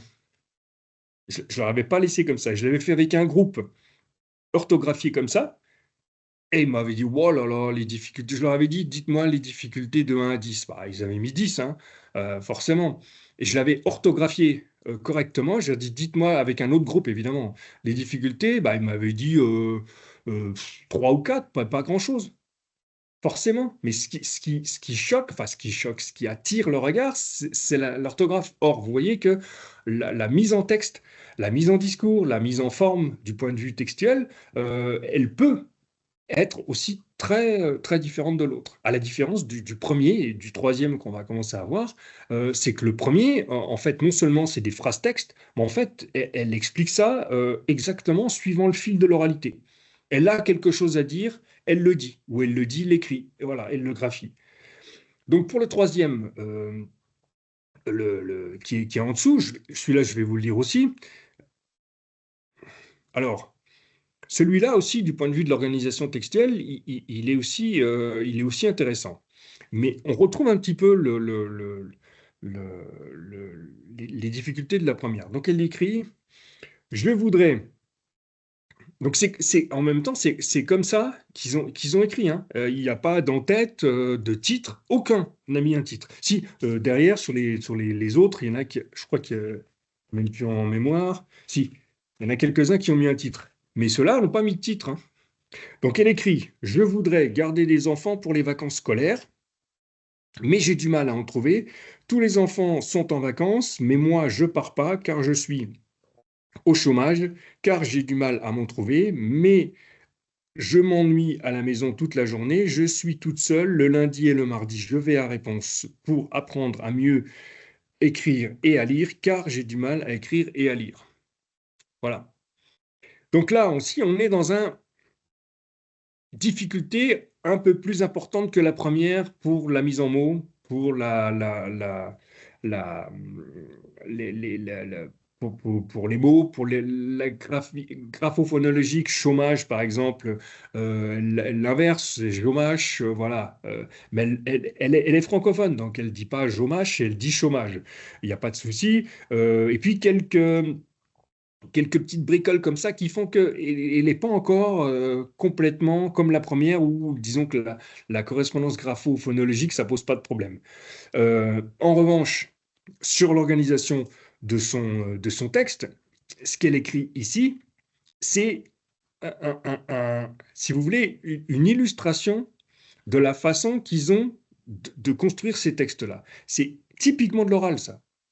C'est typiquement de l'oral. Ce qu'elle nous écrit là, donc je voudrais garder des enfants pour les vacances. Là aussi, vous avez remarqué, quand je dis typiquement de l'oral, c'est qu'il y a même la façon dont moi, pourtant je les connais, hein, les textes, hein, la façon dont j'ai de les lire, à chaque fois, je m'aperçois qu'à chaque fois, pourtant je le sais, que je vais m'arrêter là où je suppose qu'il y a de la ponctuation. Parce que je ne le lis pas de la même façon. Or là, je suis obligé de le lire sans ponctuation, donc sans m'arrêter, sans faire donc. Et là, ça pose un problème de compréhension. Donc, quand elle écrit son texte, en fait, quand elle dit, par exemple, donc pour les vacances scolaires, car j'ai du mal à en trouver, tous les enfants vont en vacances. Donc, quand elle écrit, je voudrais garder des enfants pour les vacances scolaires, car j'ai du mal à en trouver. Ça, c'est une reprise, ce qu'on appelle une reprise anaphorique. Quand elle dit j'ai du mal à en trouver, on se dit bah, j'ai du mal à trouver quoi? Des vacances scolaires? Non, c'est des enfants. Donc, il faut remonter à plus loin. Ça, je vais revenir après sur la construction des textes, mais ça, c'est quelque chose qui est assez symptomatique de leur façon d'écrire. Ensuite, quand elle va plus loin, tous les enfants vont en vacances, mais moi, je pars pas car je suis au chômage, car j'ai du mal à m'en trouver. Et quand elle dit car j'ai du mal à m'en trouver de quoi? C'est la question que je me pose. C'est, elle dit je suis au chômage car j'ai du mal à m'en trouver. À trouver quoi? Du travail. Sauf qu'elle l'a pas dit. Donc elle dit je suis au chômage, donc forcément j'ai pas de travail. Donc j'ai du mal à m'en trouver du travail, sauf que ça peut pas fonctionner comme ça. Puisque là aussi c'est une reprise anaphorique qu'on appelle en analyse de discours ou en analyse de texte une reprise anaphorique aléatoire. C'est-à-dire qu'elle reprend un élément qui n'a pas été explicité, qui est implicite. C'est ce qu'on appelle aussi, ça c'est typique des personnes qui sont en insécurité langagière à ce niveau-là en tout cas. C'est ce qu'on appelle les reprises d'inférence. Une inférence, c'est par exemple quand elle dit je suis au chômage, nous ce qu'on infère, c'est que si elle est au chômage, c'est qu'elle n'a pas de travail. Donc elle reprend quelque chose qui est seulement une inférence, qui n'est pas explicité. Donc, ça, c'est un petit peu bancal, ça peut encore se comprendre, mais c'est pas sûr que en multipliant ce type de reprise, là le texte n'est pas trop long, ça peut aller, mais en multipliant ce type de reprise un peu bancale, bah, on arrive comme le premier par exemple, on ne sait pas si c'est l'association qui s'arrête ou si c'est seulement les activités. On ne sait pas si le fait d'avoir de la haine, c'est parce que ça s'arrête ou parce que elle se retrouve là. Voilà. Donc, en multipliant les imprécisions, en fait, on arrive au total à une grande imprécision. Donc après, sur la construction, on va le voir après sur d'autres textes. Ce qu'on peut dire ici, c'est, donc pour les raisons que je vous ai expliquées, on est dans l'oralité, pas de ponctuation, pas de rature, quelque chose qui avance, en fait, c'est des arguments qui avancent. Comme il n'y a pas de ponctuation et comme il n'y a pas de construction, en fait, ça avance sur de l'oral. On avance par une succession d'informations, une succession d'affirmations qui se succèdent sans organisation. L'organisation, c'est un petit peu comme une organisation un petit peu spiralaire. C'est-à-dire qu'on avance en spirale, on avance, on recule, on avance tout en reculant, mais on avance un petit peu quand même. Donc, ou en escalier, comme vous voulez. C'est-à-dire qu'on avance marche après marche, et donne une info, puis une autre, puis une autre, puis une autre, sans reprendre celle qui existe déjà. Alors maintenant, ce qu'on retrouve aussi, deuxième élément, c'est que donc, donc il n'y a pas de ponctuation, mais ce qu'on retrouve aussi en général, c'est que c'est une difficulté, voire une impossibilité, ou alors vraiment le strict minimum, c'est ce qu'on appelle les connecteurs. Je pense que vous connaissez tous ce que c'est que les connecteurs, les mais, les donc, les car, les par conséquent, les en effet. Voilà. Alors, on ne va pas faire le détail, il y a des connecteurs logiques, des connecteurs. Bon. Il n'y en a quasiment pas. Les seuls qui sont là, c'est les mais et les et. Il y a, je crois, un car Et là, justement, dans le troisième texte, hein, je dis, et qu'elle dit, mais j'ai du mal à en trouver, je crois qu'elle le dit, voilà, car je suis au chômage. Et ce petit mot-là, donc la plupart du temps, les seuls connecteurs, les seuls articulateurs, les connecteurs et les articulateurs, comme la ponctuation, c'est ça qui sert à structurer le discours écrit. C'est ça qui permet de mettre un petit peu de l'ordre dans les idées. Voilà, je fais court, hein, c'est comme ça ce terme-là qu'on emploie, mais qui permet de structurer le texte. Et puis, donc on n'a que des mais et des et puis on a un quart là. Et ça, c'est typique, le quart, ça c'est typique de l'écrit. Jamais on dit ça à l'oral. Jamais. Ou quasiment jamais. Ou alors quand on raconte une histoire aux enfants, bon, mais c'est typique de l'écrit. Et or, justement, dire qu'on était plutôt dans l'oral, bah ça c'est typique aussi, qui montre qu'il y a des restants scolaires. Il y a des choses qui remontent comme ça, qui remontent à la surface, des souvenirs. Alors, des souvenirs de textes scolaires, des souvenirs de l'utilisation d'une forme d'écrit qui est une forme d'écrit scolaire ou d'une forme d'écrit académique. Voilà. Donc, encore une fois, pour montrer que c'est difficile, même si c'est utile, de vraiment déterminer, de dire il y a niveau 1, niveau 2, niveau 3 sur les cadres pour la NL6, c'est important, ça permet de visualiser, ça permet de voir les progressions, mais en même temps, c'est souvent compliqué. Jules, par exemple, où est-ce qu'on le mettrait? Lui, il est inclassable. Et puis la première et la deuxième, selon quels critères on pourrait les... Alors, les degrés 1, 2, 3, c'est surtout par rapport par rapport à la lecture. Mais par rapport à l'écriture, on voit bien que c'est compliqué. Et pourquoi c'est compliqué? Parce qu'il s'agit de parcours, et c'est pour ça qu'on parle d'adultes en insécurité langagière, parce qu'il s'agit d'adultes. Et donc, il y a un parcours de vie derrière ça. Toutes ces personnes ont en gros entre 35 et 45 ans. Voilà, en gros, de la fourchette. Mais elles ont toutes un parcours de vie. Donc, un parcours scolaire. Donc, une fois que le parcours scolaire est terminé, pour toutes ces personnes, il s'est terminé après l'école obligatoire, donc 16 ans, mais après ça, il y a un parcours qui est différencié selon, par exemple, Jules, qui a le plus de difficultés, mais c'est lui qui va lire le plus, qui va le plus s'intéresser. Il y en a d'autres qui ont plus jamais écrit rien ou très très peu lu. Il y a la première qui disait régulièrement, je déteste lire, j'aime pas lire, j'aime pas lire. Voilà, donc c'est un refus a priori, même si sans doute elle est obligée de le faire, ou voilà. Mais donc il y a des parcours d'adultes très différents. Donc ça aussi, c'est difficile de voir ça selon un axe rectiligne. Il y a les niveaux 1, les niveaux 2, les niveaux 3. C'est plus compliqué que ça. Je ne dis pas que c'est impossible à savoir, hein, mais il faut le voir en fonction d'un certain nombre d'autres critères. Voilà, alors après, moi, s'il y a des questions. Non, pas pour l'instant. On passe au... Je bois un coup avant. Oui, oui. N'hésitez pas à poser vos questions, hein, si besoin. Ça fera reprendre un peu le souffle à Hervé. Oui, ça va, là, c'est bon. Alors, le texte 4, donc c'est celui...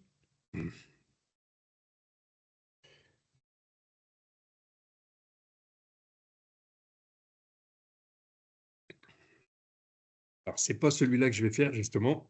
On va le faire après celui-là. C'est l'autre.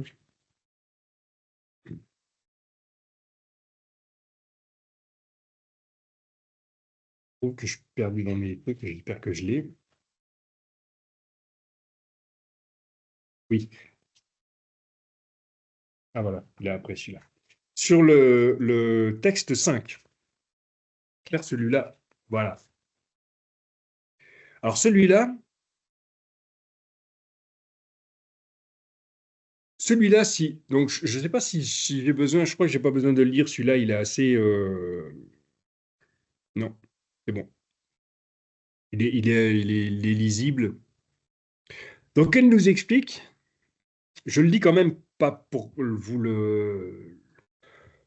aider à la compréhension, mais un enfant qui voulait vivre, donc ça c'est le titre. Là, elle a mis un titre. Un enfant qui voulait vivre. Il y a toujours de grands malades qui ne peuvent pas guérir parce qu'il arrive trop tard à l'hôpital et qu'il est trop tard pour les soigner en attente d'un cœur. Il faut des mois et des années. Voilà, là non plus, j'ai même du mal à lire sans ponctuation.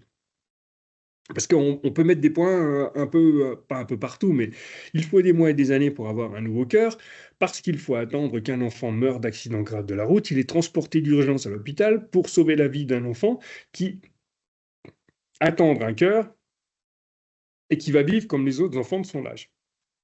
Alors ici, si on ne sait pas, enfin c'est difficile de dire, tiens, qu'est-ce que vous avez compris? Mais il y a un problème, si on le lit comme ça, qu'on ne sait pas, mais même quand on le sait, de toute façon, le problème il reste. Elle nous dit un enfant qui voulait vivre, donc un enfant. Ça suppose c'est pas les enfants, c'est pas une généralité. Elle a l'impression qu'elle nous dit, enfin c'est pas l'impression, elle nous dit un enfant qui voulait vivre. Donc on se dit on va nous parler d'un enfant en particulier. Ok. On commence à lire, il y a toujours de grands malades qui ne peuvent pas guérir parce qu'il arrive trop tard à l'hôpital et qu'il est trop tard pour les soigner, etc., etc. Donc on se dit, elle nous parle des enfants ou des grands malades en général qui arrivent trop tard à l'hôpital. Moi, je dis pas pourquoi trop tard pour les soigner. En attente d'un cœur, il faut parfois des mois, des années pour avoir un nouveau cœur. Ok, on a compris, il s'agit des transplantations. Bon, ça semble à peu près clair. Pour avoir un nouveau cœur, il faut attendre qu'un enfant meure d'accident grave de la route. Il est transporté d'urgence à l'hôpital. Et là, quand on se dit, il est transporté, qui est transporté? Elle passe d'une généralité, on dit, OK, c'est cohérent, elle nous dit qu'il y a des enfants qui, je pense qu'elle focalise sur les enfants, mais pas que sur les enfants, qui attendent des transplantations cardiaques, donc il faut attendre que d'autres aient des accidents, qu'ils décèdent et puis qu'on puisse le faire. Bon, OK, on est dans la généralité, on se dit, ça tient debout. Puis après, elle dit, il faut attendre qu'un enfant meure d'accident grave de la route et il est transporté d'urgence à l'hôpital pour sauver la vie d'un enfant, pour attendre un cœur et qui va vivre comme les autres enfants de son âge. Et quand elle dit il est transporté d'urgence à l'hôpital, là on saute, si vous voulez, de la généralité à qui est transporté à l'hôpital. Si je pose la question, mais même à distance, qu'est-ce que vous avez compris en fait? Pourquoi il y a cet écart-là? Elle nous dit, elle commence par nous dire un enfant qui voulait vivre. Donc elle parle d'un enfant en particulier. Puis ensuite, elle part sur des généralités. Il y a toujours de grands malades qui ne peuvent guérir parce qu'ils arrivent à l'hôpital trop tard, etc., etc. En fin de compte, si on ne sait pas à quoi elle fait référence, on a du mal à comprendre de quoi elle nous parle. On comprend globalement qu'elle nous parle des transplantations, tout ça. Mais pourquoi elle nous dit il est transporté d'urgence, c'est un enfant qui voulait vivre? Pas si elle se retourne, mais comment vous le comprenez pas? Bah, n'hésitez pas à prendre la parole, hein. Il y a une explication, mais c'est pour ça que je vais vous placer dans le contexte. C'est parce qu'en fait, cette dame-là, c'est une dame aussi, parce que la majorité, il y a qu'un homme sur tous les textes. Cette Parle dame-là, Alors il y a une personne qui demande, parle-t-elle du même enfant? oui, elle-même. Mais je laisse un petit peu parce que comme vous avez le texte sous les yeux, enfin, je ne sais pas si vous avez senti en le lisant, je dis senti parce qu'il n'y a pas besoin de faire une analyse, qu'il y a un décalage entre la généralité et un enfant qui voulait vivre. Oui, mais quel exemple? D'où elle les tient? Non, c'est pas avec son propre enfant. Vous expliquez, je vais vous placer un petit peu le contexte, je ne l'avais pas expliqué, mais c'est en fait, je les avais prévenus, je leur avais demandé plusieurs fois, réfléchissez, hein, comme je vous ai expliqué à vous-même, réfléchissez à ce qui pourrait se faire, ne pas se faire, enfin, quelque chose qui va vous marquer, etc. Et à un moment donné, elle est arrivée, elle m'a dit, c'est bon, je sais quoi écrire. Et qu'est-ce qui est arrivé entre-temps? Et tout est basé là-dessus, en fait. Ben, c'est qu'elle a vu une émission, elle a vu un reportage à la télé la veille sur un enfant. Elle m'a expliqué, ça l'avait bouleversée, je peux comprendre, hein.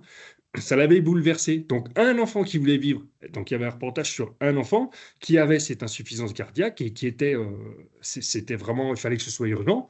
Donc, en fait, eh ben, ils ont montré tout le processus. Il y avait eu un autre enfant qui avait, enfin, quelqu'un, je ne sais pas si c'était un enfant, mais voilà, ils sont arrivés vite à l'hôpital. Il est transporté d'urgence à l'hôpital pour sauver la fille d'un enfant. Voilà, donc ils ont transporté, il y avait un accident. Ils ont transporté la personne décédée à l'hôpital d'urgence pour sauver la vie de cet enfant-là. Donc, un enfant et l'enfant, c'est celui-là.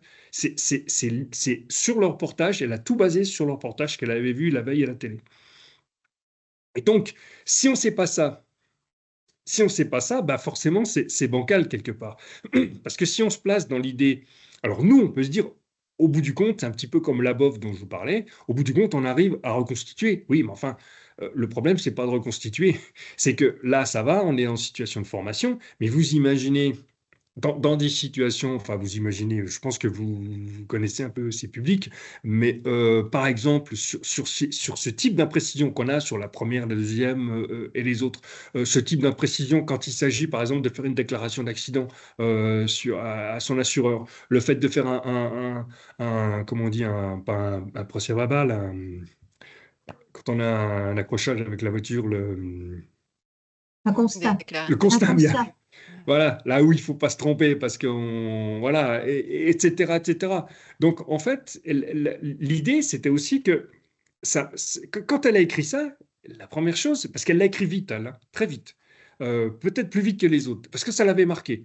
Elle avait vu ce truc-là la veille à la télé, donc elle a voulu écrire là-dessus, ça l'avait touché, ému. Bon, ok. Et puis en plus, ça pouvait marcher, puisque ça parle d'un problème grave, ça parle d'un problème qui peut toucher beaucoup de monde, voilà. Donc elle était dedans. Après, c'est la façon qu'elle a eu de l'écrire.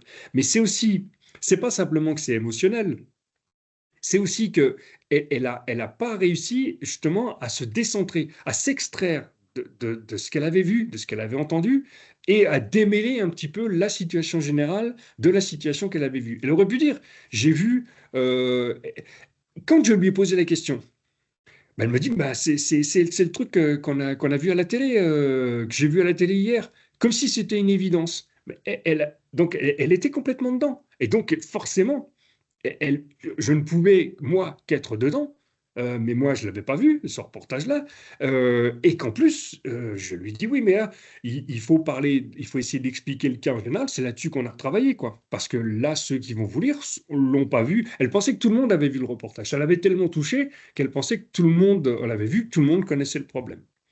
Vous voyez un petit peu le truc? En fait, sur la forme, vous voyez ici, transporté d'urgence, bon, hôpital, enfin, vous voyez, il y a même l'accent circonflexe, sauver la vie d'un enfant. Il y a quasiment, je n'ai pas fait le détail, mais je crois je ne sais même pas s'il y a une faute d'orthographe là-dedans. Quasiment pas. Après, c'est encore une fois un problème. Vous voyez, quand on parle de l'insécurité langagière, c'est aussi pour ça que je voulais vous montrer ça. L'insécurité langagière, c'est déjà multiforme. Là, c'est l'insécurité à l'écrit, c'est multiforme, mais en même temps, c'est quelque chose qui est sur un curseur, en fait, hein. C'est difficile de dire niveau 1, niveau 2. Encore une fois, je répète, je peux pas. C'est nécessaire parce que ça permet de donner une idée. Mais il y a des gradations qui sont sur un axe qui reproduit autant un niveau de compétence objectif à l'écrit qu'un parcours scolaire. Et on voit aussi, par exemple, que le parcours scolaire ou les souvenirs du parcours scolaire vont jouer, mais qu'il y a quand même des choses qui sont liées à leur propre représentation de l'écrit. C'est-à-dire, il y en avait, par exemple, ce qui s'est produit, là je ne vous l'avais pas dit, j'ai oublié de vous le dire au début, mais par rapport à ceux qui ont écrit, il y a ceux qui ont écrit, mais il y a ceux qui ont refusé d'écrire. Clairement, il y en a je me souviens plus, je l'avais noté dans l'article, mais il y en a quelques-uns qui ont refusé, et notamment des hommes, plutôt des hommes, qui ont refusé. Ils ont dit non, non, non, j'écris pas. Alors, soit parce que. Alors, ils trouvaient tout un tas de prétextes, hein. Dire j'ai piscine, non, c'était pas là, j'ai piscine, mais ils refusaient d'une part parce qu'ils voulaient pas, bien que je leur ai expliqué que ça serait pas publié comme ça, mais ils voulaient pas passer pour des idiots. Donc, il voulait absolument pas, il voulait pas se livrer d'une façon ou d'une autre. mais parce que eux imaginaient que quelque chose qui les touche, c'était forcément quelque chose de personnel. Et je dis, ça peut être autre chose. Donc il y en a qui l'a fait sur la grève. Vous voyez? Et ce qui est étonnant aussi, après on en pense qu'on en veut, mais les deux hommes, donc Jules et celui qui l'a fait sur la grève, un c'est sur les questions politiques d'économie et l'autre c'est sur la grève. Et plutôt les femmes, c'était sur des questions qui sont plus liées à l'émotion, etc. Mais bon, après, c'est comme ça, j'en tire aucune conclusion générale là-dessus. Ceux, par contre, qui ont refusé, la majorité, non, la totalité de ceux qui ont refusé étaient des hommes. En revanche, les femmes étaient beaucoup plus enclines à le faire, moyennant les précautions sur vous êtes sûr que ça va passer comme ça, qu'on va pas se savoir. Non, non, il n'y a pas de souci. Mais ceux qui ont refusé de le faire sont des hommes, tous. Alors, avec des prétextes. Bon, après, moi, j'allais pas les pousser dans les contradictions, en disant oui, mais ce que tu me dis là, il disait non, c'est tout. J'essayais de les inciter à le faire. Celui, par exemple, Jules, non, il a toujours été dans le jeu. L'autre, celui qui a fait sur la grève, je ne me souviens plus de son prénom, lui, il l'était moyennement. En fait, c'était aussi une forme, mais là, après, c'est plus de l'interprétation qu'autre chose parce qu'il faudrait avoir beaucoup de noms et puis il faudrait le mesurer. Mais c'est juste parce que je les connais, c'était plus une forme de... Mais ça, c'est ce qu'a constaté Lahire et d'autres à plus long terme, ce que j'ai un peu vu. Mais après, il faut être prudent quand même sur l'analyse, dire il y a une forme de l'écrit. Pour les hommes, l'écrit pour les hommes, c'est pas leur truc, quoi. C'est un truc de femme, ça. Ça, c'est pas très viril comme activité. Et ça se retrouve dans d'autres études qui ont été. Bon, voilà, c'est tout. Après, c'est tellement net là-dessus que même sur le petit échantillon, là, ça confirme à avoir. C'était un petit peu ce qu'il me disait parce que je les avais eu en direct. C'était par exemple aussi un rapport à l'école qui était très différent selon les hommes et les femmes. C'est que les hommes même ils étaient tous en échec d'une façon ou d'une autre, avec des crochets, mais ceux pour qui c'était le plus, où il y avait le plus de rancune, c'était pour les hommes que pour les femmes. Les hommes ne voulaient absolument plus rien savoir de l'école, c'est-à-dire que tout ce qu'on faisait, c'était aussi ça. Ce que j'écris dans l'article, c'était ceux qui ont refusé ou qui étaient réticents à le faire, c'était ceux qui disaient c'est un truc d'école, ça, ce machin-là, ça leur rappelait la rédaction, ça leur rappelait tous les mauvais souvenirs scolaires. Et les femmes, en général, mais encore, il faudrait voir, mais même si l'AIR le montre aussi sur un échantillon plus large, elles étaient plutôt sur l'idée, ben, on revient en arrière. C'est pas qu'on efface tout et on recommence, mais je reviens sur ce que j'ai raté. J'essaye de m'y reprendre. Les hommes, c'était plutôt le refus de tout ce qui est scolaire et aussi de tout ce qui était non seulement scolaire mais par rapport à leur âge, par rapport à ce qu'ils imaginaient devoir prouver ou pas prouver, quoi. Donc on avait aussi cet aspect-là. Ensuite, ce qu'on est, ouais, sur le, je retrouve, j'ai pas beaucoup de feuilles, mais j'arrive encore à me perdre dans les feuilles. Dans le texte C'est bon. 6, moi j'ai un texte 6, mais en fait, Non, c'est la je vais deuxième faire, page. C'est la je vais grève. faire, ouais, mais je le ferai après. Je vais faire le texte 7. J'ai pas fait, je suis désolé, D'accord, je vous avais dit, je les ferai dans l'ordre, mais parce que celui-là, il est un peu d'accord. plus long et Ok. j'irai plus vite sur la grève, même s'il est plus long. Alors, la grève, c'est Le ça. Et là, 7, c'est le c'est, 7. C'est bon? voilà, c'est ça. Ok. Alors celui-là, je le relis aussi pour, comme ça on voit. Laisser travailler les jeunes. Pourquoi les jeunes n'ont pas de travail? C'est pas juste. Il faut qu'ils travaillent à la place de faire des bêtises. Eh Auparavant. ben, je sais même plus. Au... Ah ben, je me suis même plus, moi, ce qu'il avait voulu écrire. Auparavant de voler, oui, c'est ça. Auparavant, mais c'est pas. Auparavant de voler chez des gens comme des personnes âgées qui ne peuvent pas se déplacer ou qui ont du mal à marcher. Donc, ici, là, c'est typique aussi d'une Si on ne sait pas pourquoi elle écrit, je l'avais compris, parce que je sais qui elle est, je sais à peu près de quoi elle parlait. En fait, avant d'œuvre, la banlieue de Nancy, quand elle dit laisser les jeunes travailler, pourquoi n'ont pas de travail, etc., euh, là aussi, il y a le texte est court, on retrouve les mêmes caractéristiques, pas de ponctuation, fois qu'on n'en a pas, non, parce que le seul où on a là ici, mais c'en est, il y en a deux ici, là ici, voilà, au lieu de faire des bêtises, apparemment, c'est voilà. Ici, c'est je confonds avec l'autre avant. C'est le seul, je vous l'avais dit, il n'y a aucune ponctuation, c'est le seul où il y a deux ou trois virgules et un point à la fin. C'est le seul. Donc le point à la fin, c'est juste pour dire que j'ai fini d'écrire. Parce que pour le reste, c'est une phrase texte. Donc, de toute façon, il y aurait dû avoir, il y en a un au-dessus, mais j'avais un doute sur, voilà, c'est pas juste, il faut qu'il travaille à la place de faire des bêtises. Voilà. C'est le point là qui est juste c'est pas juste, je ne suis pas sûr que ce soit un point. Mais c'est par rapport à la copie. Voilà. J'avais un doute sur l'original, mais je ne suis pas sûr. Bon, après, c'est un détail. Mais c'est le seul où il y a quand même un semblant de ponctuation. Pour le reste, comme les autres, pas de rature, rien du tout. Et il a écrit ça, pas forcément, le texte est plus court, mais elle n'a pas écrit ça forcément plus rapidement que les autres. Elle a dû mettre à peu près le même temps, 20 minutes, alors que à peu près une vingtaine de minutes, alors que les textes sont plus longs. Mais ici, laisser les jeunes travailler, non pas de travail, c'est pas juste, il faut qu'ils travaillent à la place de faire des bêtises, par avant, de voler chez des gens, des personnes âgées qui ne peuvent pas se déplacer, qui ont du mal à marcher. Et là, c'est pareil, c'est qu'il y a pas une espèce de collusion, mais un amalgame entre la généralité sur la situation sociale des jeunes et ce qu'elle a vécu, entendu, connu.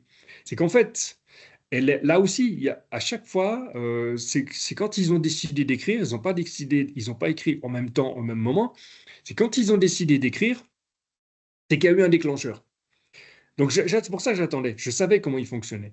Je me dis, il y aura bien un moment un déclencheur. Et le déclencheur, c'est un fait divers, voilà, qui s'est passé. C'est même pas passé dans la presse, parce que malheureusement, c'était relativement courant. Voilà, c'est des personnes âgées. À Vendôme, c'était une petite maison à côté. Voilà, ils les ont cambriolés. Et puis voilà, il n'y a pas eu de, il n'y a pas eu de, enfin, il y a eu une agression aussi quand même, le fait. Mais voilà, elle l'a su. Et c'est ce qu'elle a dit. Donc c'est à la fois, c'est un petit peu comme la grève. C'est ambivalent. C'est qu'elle dit, ils s'en prennent à des anciens qui ne peuvent pas se déplacer, qui ne peuvent pas se défendre, mais en même temps, ils n'ont pas de boulot. Donc elle dit, il faut commencer par trouver du boulot. C'est un petit peu comme la grève. C'est pour ça que je vais le reprendre après. C'est exactement ce qu'il fait pour la grève. Il dit, et c'est pour ça que c'est compliqué à suivre. Parce qu'il dit, il commence pour la grève, pour le texte qui est plus long là, il commence à dire, en gros, les grévistes, vous emmerdez tout le monde, vous bloquez tout, vous feriez mieux de vous en prendre à ceux qui sont riches. Et au fur et à mesure qu'il avance, il justifie leur action et à la fin, il leur dit bon courage. Alors qu'au début, il leur dit vous emmerdez tout le monde là. Vous feriez mieux de vous en prendre à ceux qui sont là. Et puis au fur et à mesure qu'il avance, mais le texte qui est plus long sur les grèves, c'est un petit peu le même que celui-là. C'est-à-dire qu'en fait, c'est un, pour faire court, c'est comme une discussion, un raisonnement en train de se faire. Et là encore, on est dans l'oral. Parce que voilà, à l'oral, même ce que je suis en train de vous dire, où j'essaye d'être cohérent, il est possible aussi que ça soit comme ça, mais personne n'y échappe complètement. Après, on a quand même des habitudes, des compétences, des faits que on s'appuie aussi nous sur nos compétences à l'écrit pour travailler l'oral. Mais eux, c'est pas le cas. Donc en fait, ils s'appuient sur leurs habitudes de l'oral pour écrire. Donc c'est exactement la même chose, pas une rature. On voit quoi, voilà, quelques virgules de temps en temps, mais qui sont pas forcément placées là où elles devraient être placées. Mais c'est exactement la même chose. C'est-à-dire, c'est un raisonnement en train de se faire. C'est une idée en train de se dire et en train de s'écrire. Donc après là, qu'est-ce qui va... Pourquoi c'est compliqué? Parce qu'en fait, on est à la jonction, vous voyez, c'est pareil, là je regarde sur les... pourquoi les jeunes n'ont pas de travail, c'est pas juste. Bon, là c'est un petit peu, disons au niveau orthographe, Ce serait un peu au niveau du premier et du troisième texte. Vous vous souvenez, voilà, peut-être plus proche du premier. On retrouve là aussi, c'est pour ça que je vais plus vite sur la fin, hein, sur les textes, mais en fait, parce qu'on retrouve les mêmes difficultés. C'est qu'on retrouve de l'orthographe qui correspond à peu près à la norme, hein. Pourquoi les jeunes n'ont pas de travail? Là, ça marche pas. Mais globalement, c'est pas juste, ok, ça marche pas, mais globalement, c'est pas comme Jules, par exemple. Mais ces formes qui sont utilisées, le nom pas de travail, c'est rigolo parce que le nom pas de travail, elle aurait pu écrire d'une autre façon, mais NOM, ça existe. Elle aurait pu l'écrire NON, mais parce qu'il y en a qui le font. Comme c'est la négation non pas de travail, le fait de ne pas en avoir, donc le nom c'est aussi une négation, mais là elle écrit NOM. Mais ça existe.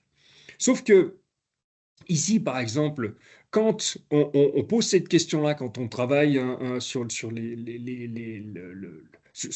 retravail du texte, quand on leur pose la question de et non pas de travail, mais non, vous savez ce que ça veut dire, c'est votre nom, parce que ça, ils le savent. Ils ont l'habitude de remplir des papiers. Il dit oui, je sais.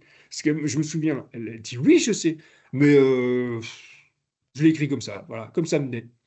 Donc en fait, elle sait que c'est pas ça, mais elle sait que ça se prononce comme ça, donc elle sait que quand je vais lire, eh ben, je vais dire non, pas de travail, donc je vais le lire comme il faudrait que ça soit lu. Elle sait que c'est pas tout à fait la norme, mais elle sait plus trop, et puis de toute façon, c'est pas un problème finalement. C'est pas un problème que ce soit comme ça ou pas comme ça, c'est pas un problème. Donc il y a, parce que là, pour le coup, il y a cette inhibition qui existait au départ.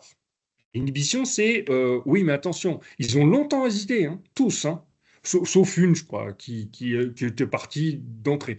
Mais ils ont tous hésité à le faire. Tous hésité à le faire parce que c'est ce que j'explique dans l'article, là, pour le coup, plus longuement. Là, je fais une analyse plus fine là-dessus, sur l'article. Pourquoi ils ont hésité à le faire? Parce qu'ils savent, c'est ce que Bourdieu appelait le marché linguistique.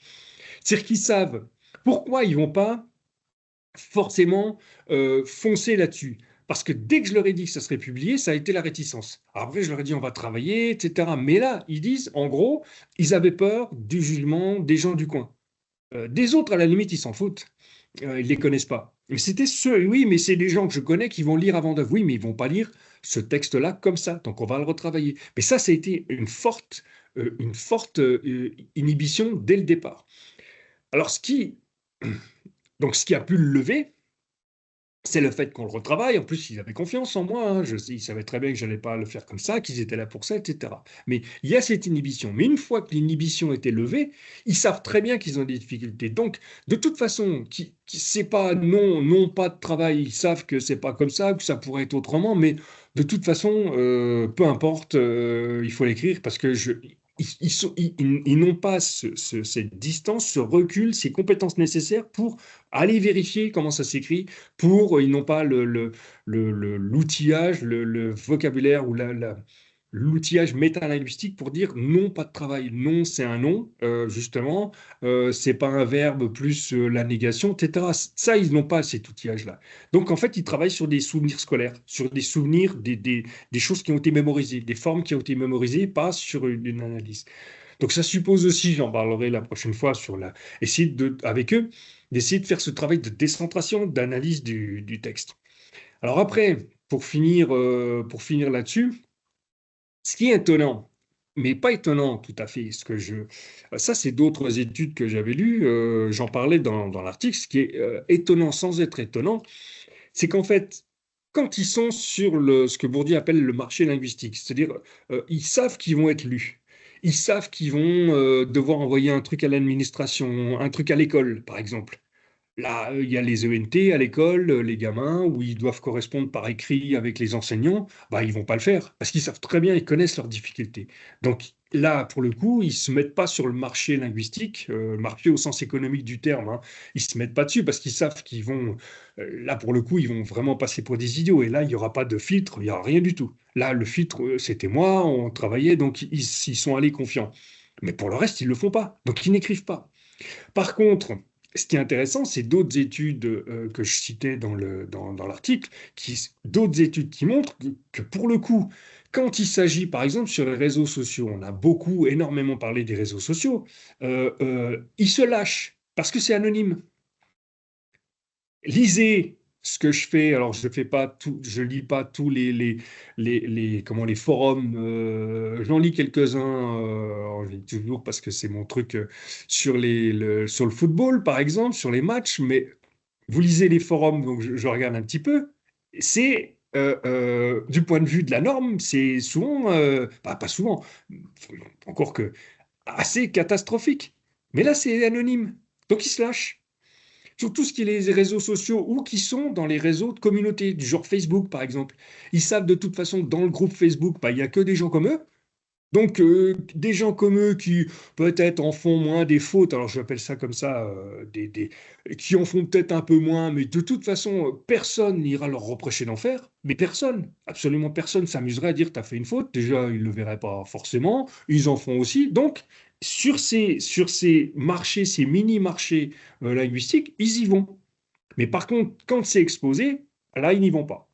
Ils n'y vont pas. Donc, ce qui veut dire aussi que par exemple, là, encore une fois, regardez sur les réseaux sociaux, sur les forums, mais pas que le football, hein, même sur la politique. Des fois, c'est étonnant, même dans des journaux comme Le Monde ou d'autres qui sont supposés avoir un lectorat un peu plus d'un niveau scolaire supérieur. Bah, vous regardez, vous verrez que c'est pas gagné, quoi. Donc après, c'est pas la question de juger ou de pas juger, hein, mais des fois, on voit bien que ces gens dont on dit qu'ils n'écrivent pas, effectivement, ils n'écrivent pas, mais ils écrivent quand même. Donc ça peut être aussi, par exemple, un biais pour les pistes didactiques, un biais pour dire, eh ben, allons-y là-dessus, essayons d'écrire. Mais on voit bien aussi, y compris sur les forums, qu'il n'y a pas de problème d'orthographe, donc de visibilité du problème, mais en même temps, il n'y a pas de problème d'intercompréhension, parce c'est comme c'est des réseaux très, très fermés. En fait, ils savent tous de quoi ils parlent, ils se connaissent plus ou moins, et donc il n'y a pas besoin de, comme c'est ici nécessaire, de verbaliser, d'expliciter, de dire pourquoi je l'écris, de remettre les choses dans l'ordre. Ils se comprennent à force. Donc on est dans de l'écrit oral, quoi, en fait. C'est comme une discussion, sauf que la forme, c'est de l'écrit, mais c'est de l'oral. Donc voilà, je vais essayer de vous montrer un peu concrètement ce qu'on peut en tirer. On a évidemment pas fait le tour de toutes les analyses, mais grosso modo, parce que aussi par rapport à la dernière fois où je vais évoquer quelques pistes, donc c'était aussi nécessaire de le faire. Voilà. Ah, parfait. Est-ce que vous avez des questions à poser à Hervé? Est-ce que je peux départager, Hervé, ou Oui, vous oui, oui, avez oui. encore? Oui? OK, Non, non, c'est bon, c'est bon. OK. Oui, donc n'hésitez pas à poser vos questions à Hervé, hein, il n'y a pas de problème. Je pense qu'il y a beaucoup de choses qui sont, voilà, que vous avez démontrées, effectivement. Alors, Christelle, pour Jules, donc je me questionne, sur des éléments d'anamnèse, contexte, car pour les personnes bilingues en situation de diglossie, il me semble que peut se poser la question de l'insécurité linguistique et ou langagière. Oui, mais comme je vous l'ai dit, il était créolophone. Donc, il est originaire de Guadeloupe, mais il est arrivé très jeune en métropole. Euh, mais le français était vraiment sa langue première. Il n'utilisait quasiment plus le créole. Donc, oui, éventuellement, ça peut jouer. Mais lui, en fait, c'était plus un problème personnel. C'est que, d'ailleurs, j'ai jamais compris, parce qu'il aurait fallu aller loin dans son parcours, pourquoi il a eu telle difficulté. Je pense que c'est à l'origine. Effectivement, parce qu'il y a malheureusement sur les territoires ultramarins un collègue par exemple avec qui on travaille beaucoup avec Laurent Puren à l'université de La Réunion où il y a des chiffres plus élevés qui sont éventuellement dus au fait qu'il soit créolophone, mais pas que.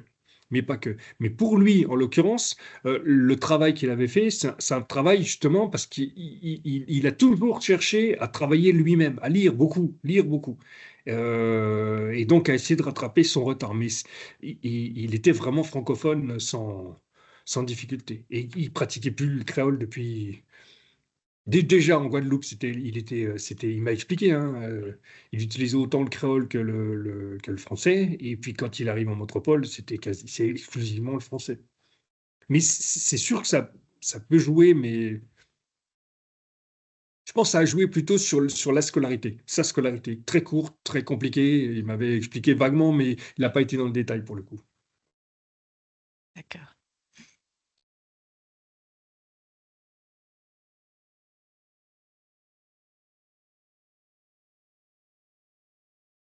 Je ne sais pas s'il y a encore d'autres questions. Mhm.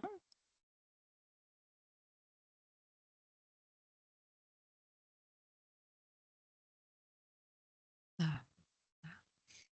Alors, comment compléter le cadre national de l'ANLCI pour repérer les personnes en insécurité langagière? C'est compliqué parce enfin, tout cadre, c'est pour ça que il est nécessaire, hein, parce qu'il donne des échelons, il donne des repères, voilà.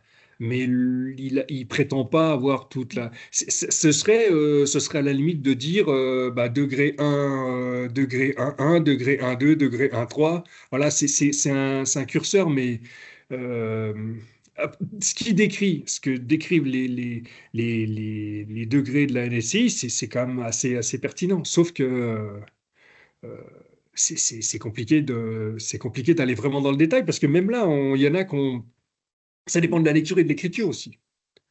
Alors moi, ce que je sais, c'est que bon, il y a un projet de réécriture justement de ce cadre national qui est en cours. Donc ça a été acté, donc notamment dans les grandes lignes, enfin les 5 orientations de la NLCI. Et pour moi, et avoir participé au grand forum de la NLCI en octobre dernier, il était question effectivement de réécrire, enfin en tout cas pour le réadapter à la société actuelle pour donc redonner une certaine dimension, peut-être préciser justement certaines informations concernant les niveaux 1 et 2 parce que bon, le niveau 1 étant assez light, beaucoup de personnes posent des questions autour du niveau 1 pour vraiment identifier. Donc je sais que c'est en cours de réécriture. Je ne peux pas vous dire quand il sera terminé, mais Oui, bon, oui, bah, c'est toujours normalement, à perfectionner, c'est bien. Oui, j'ai voilà. vu sur Eva, j'avais une autre question, je ne me souviens plus, mais j'ai vu sur Eva, bah, on est sur un programme d'utilisation, je vous en avais déjà parlé, qu'on va mettre en ligne maintenant d'ici quelques mois, d'utilisation de la synthèse vocale, de reconnaissance de la parole pour justement ces publics. On travaille avec la NLCI, donc Mm. pour faire travailler sur notre échantillon de publics en difficulté, qui vont utiliser l'écrit. On a travaillé sur une expérimentation. On a utilisé Eva Cobb. Bon, c'est pas mal, hein. Après, tout est perfectionnable, mais perfectible, je veux dire perfectionnable. Tout est perfectible, mais non, c'est pas mal, c'est pas mal. Il est assez précis. On a réussi à avoir une idée à peu près décrire nos publics avec ça. Mm. Et déjà, il a le mérite d'exister. Et non, non, c'est pas, c'est bien. Ok. Sinon, il y avait une autre question. Pour un public en difficulté langagière, faut-il privilégier l'écrit ou l'oral? Ah bah là, ça dépend. De toute façon, j'y reviendrai la fois prochaine. Parce que cet outil dont je vous parlais, c'est précisément l'articulation, c'est travailler sur la synthèse et la reconnaissance, c'est précisément travailler l'oral pour l'écrit pour l'oral. Donc en fait, ça dépend ce qu'on appelle l'oral, si c'est pour communiquer ou si c'est pour apprendre à lire et écrire. Mais ça dépend comment on le voit. Si on le voit comme un objectif ou comme un moyen. Si on le voit comme un objectif, on travaille les deux en même temps. L'un s'appuie sur l'autre. Si on le voit comme un moyen, bah là, ça dépend des objectifs des personnes qui sont en formation, si c'est objectif professionnel ou pas, quoi. Ok, merci. Et puis, donc, il y a une autre question. Peut-on regarder le texte sur la grève? A-t-il été écrit en une vingtaine de minutes? Non, alors lui, non, non, il est plus long. Et lui, il était plus difficile comme en tant que personne, hein, un peu plus, parce que lui, vous voyez la façon dont il écrit, il avait une façon, en gros, de pas se sentir à sa place. donc aussi un peu viriliste comme ça, de se dire, voilà, moi, ok, je viens là parce qu'on l'avait un peu obligé, pas nous, hein, mais les travailleurs sociaux l'avaient un peu obligé à le faire. Voilà, il avait un parcours aussi, donc il sentait pas trop bien d'être là, et donc il avait, au bout d'un moment, il avait trouvé ce moyen pour expliquer ça, mais vu la longueur du texte, mais il l'a écrit d'une traite, hein, il a mis un peu plus, je crois que je l'avais dit, peut-être une quarantaine de minutes, un peu plus. Un peu plus. D'accord. Et donc, j'ai apparemment Chantal Claire qui souhaite prendre la main. Allez-y, Chantal, prenez le micro.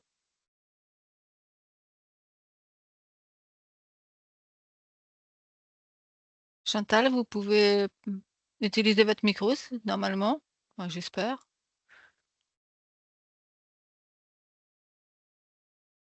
Ou alors vous baissez la main s'il n'y a pas de questions ou vous l'écrivez si vous n'arrivez pas à... Parce que là, moi, je peux pas vous enlever le micro, je peux pas vous remettre le micro visiblement. Ah,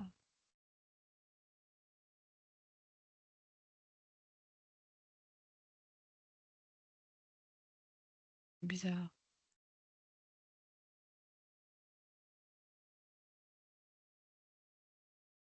Ok, puis donc, bon, vous avez Hervé, vous avez répondu à la question pour Eva, hein, donc... Après, Alors, si... ce que j'ai cru comprendre aussi, c'est que bon, actuellement, dans Eva, va être associée une partie sur la numératie. Ah oui, ok. Voilà, c'est en cours, ce sera bientôt opérationnel, je crois. Donc, c'était prévu pour fin février, mais visiblement, ça sera pour en principe, fin mars. Et donc, il y aura aussi des personnes qui vont tester concrètement. Ok. Voilà. Alors, Chantal nous demande, est-ce que les participants à l'atelier étaient demandeurs d'une aide par rapport à leurs difficultés? Bah, en fait, l'atelier il venait par rapport, par le biais des travailleurs sociaux. Donc, si les travailleurs sociaux avaient repéré éventuellement des problèmes de communication écrite, voilà. Donc, si ils nous les envoyaient, on les écoutait, on faisait une petite éval comme ça rapidement, et puis, mais c'était sur la base du volontariat. Donc, s'ils décidaient de rester, bah, ils restaient. S'ils décidaient pas de rester, ils pouvaient très bien partir. Il n'y avait aucune obligation. Mais ceux qui venaient savaient pourquoi ils venaient.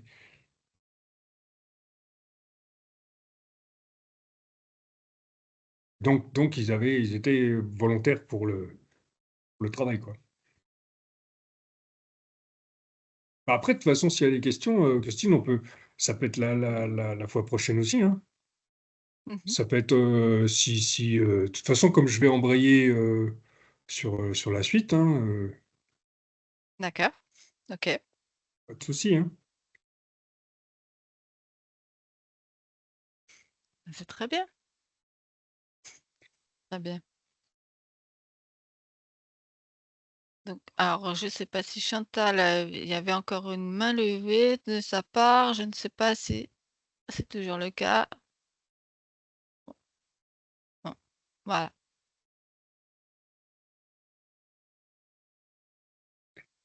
Bon, le dernier mot de la fin? Bah, écoutez, je dis, on fera le prolongement pour la fois prochaine sur les pistes, quoi. Une fois que j'aurai tout analysé ça, D'accord. essayer de voir un petit peu Ok. quelles pistes. Je vais revenir forcément sur les trois fois précédentes, parce que voilà, les pistes sont là. Mais après, si vous avez d'autres questions, vous pouvez me les envoyer par mail, hein, Ouais. Mhm. ça peut, pas de souci, hein. Pas de souci. Très bien. Très bien. Eh bien, en tout cas, merci à tous et merci beaucoup Hervé hein, pour vos apports et surtout toutes les illustrations que vous nous avez apportées aujourd'hui. Merci donc à tous les participants. Merci pour toutes vos questions. Et puis donc, je vous donne rendez-vous le 24 mars prochain avec Hervé, toujours de 14 heures à 16 heures. Et donc, pour tous ceux qui sont déjà inscrits, et bien entendu, si vous avez d'autres personnes qui souhaitent inscrire, c'est toujours possible, il n'y a pas de problème. Voilà, merci à tous et à très Merci À bientôt. beaucoup. bientôt. Au Merci, au revoir. revoir. Au revoir. Au revoir.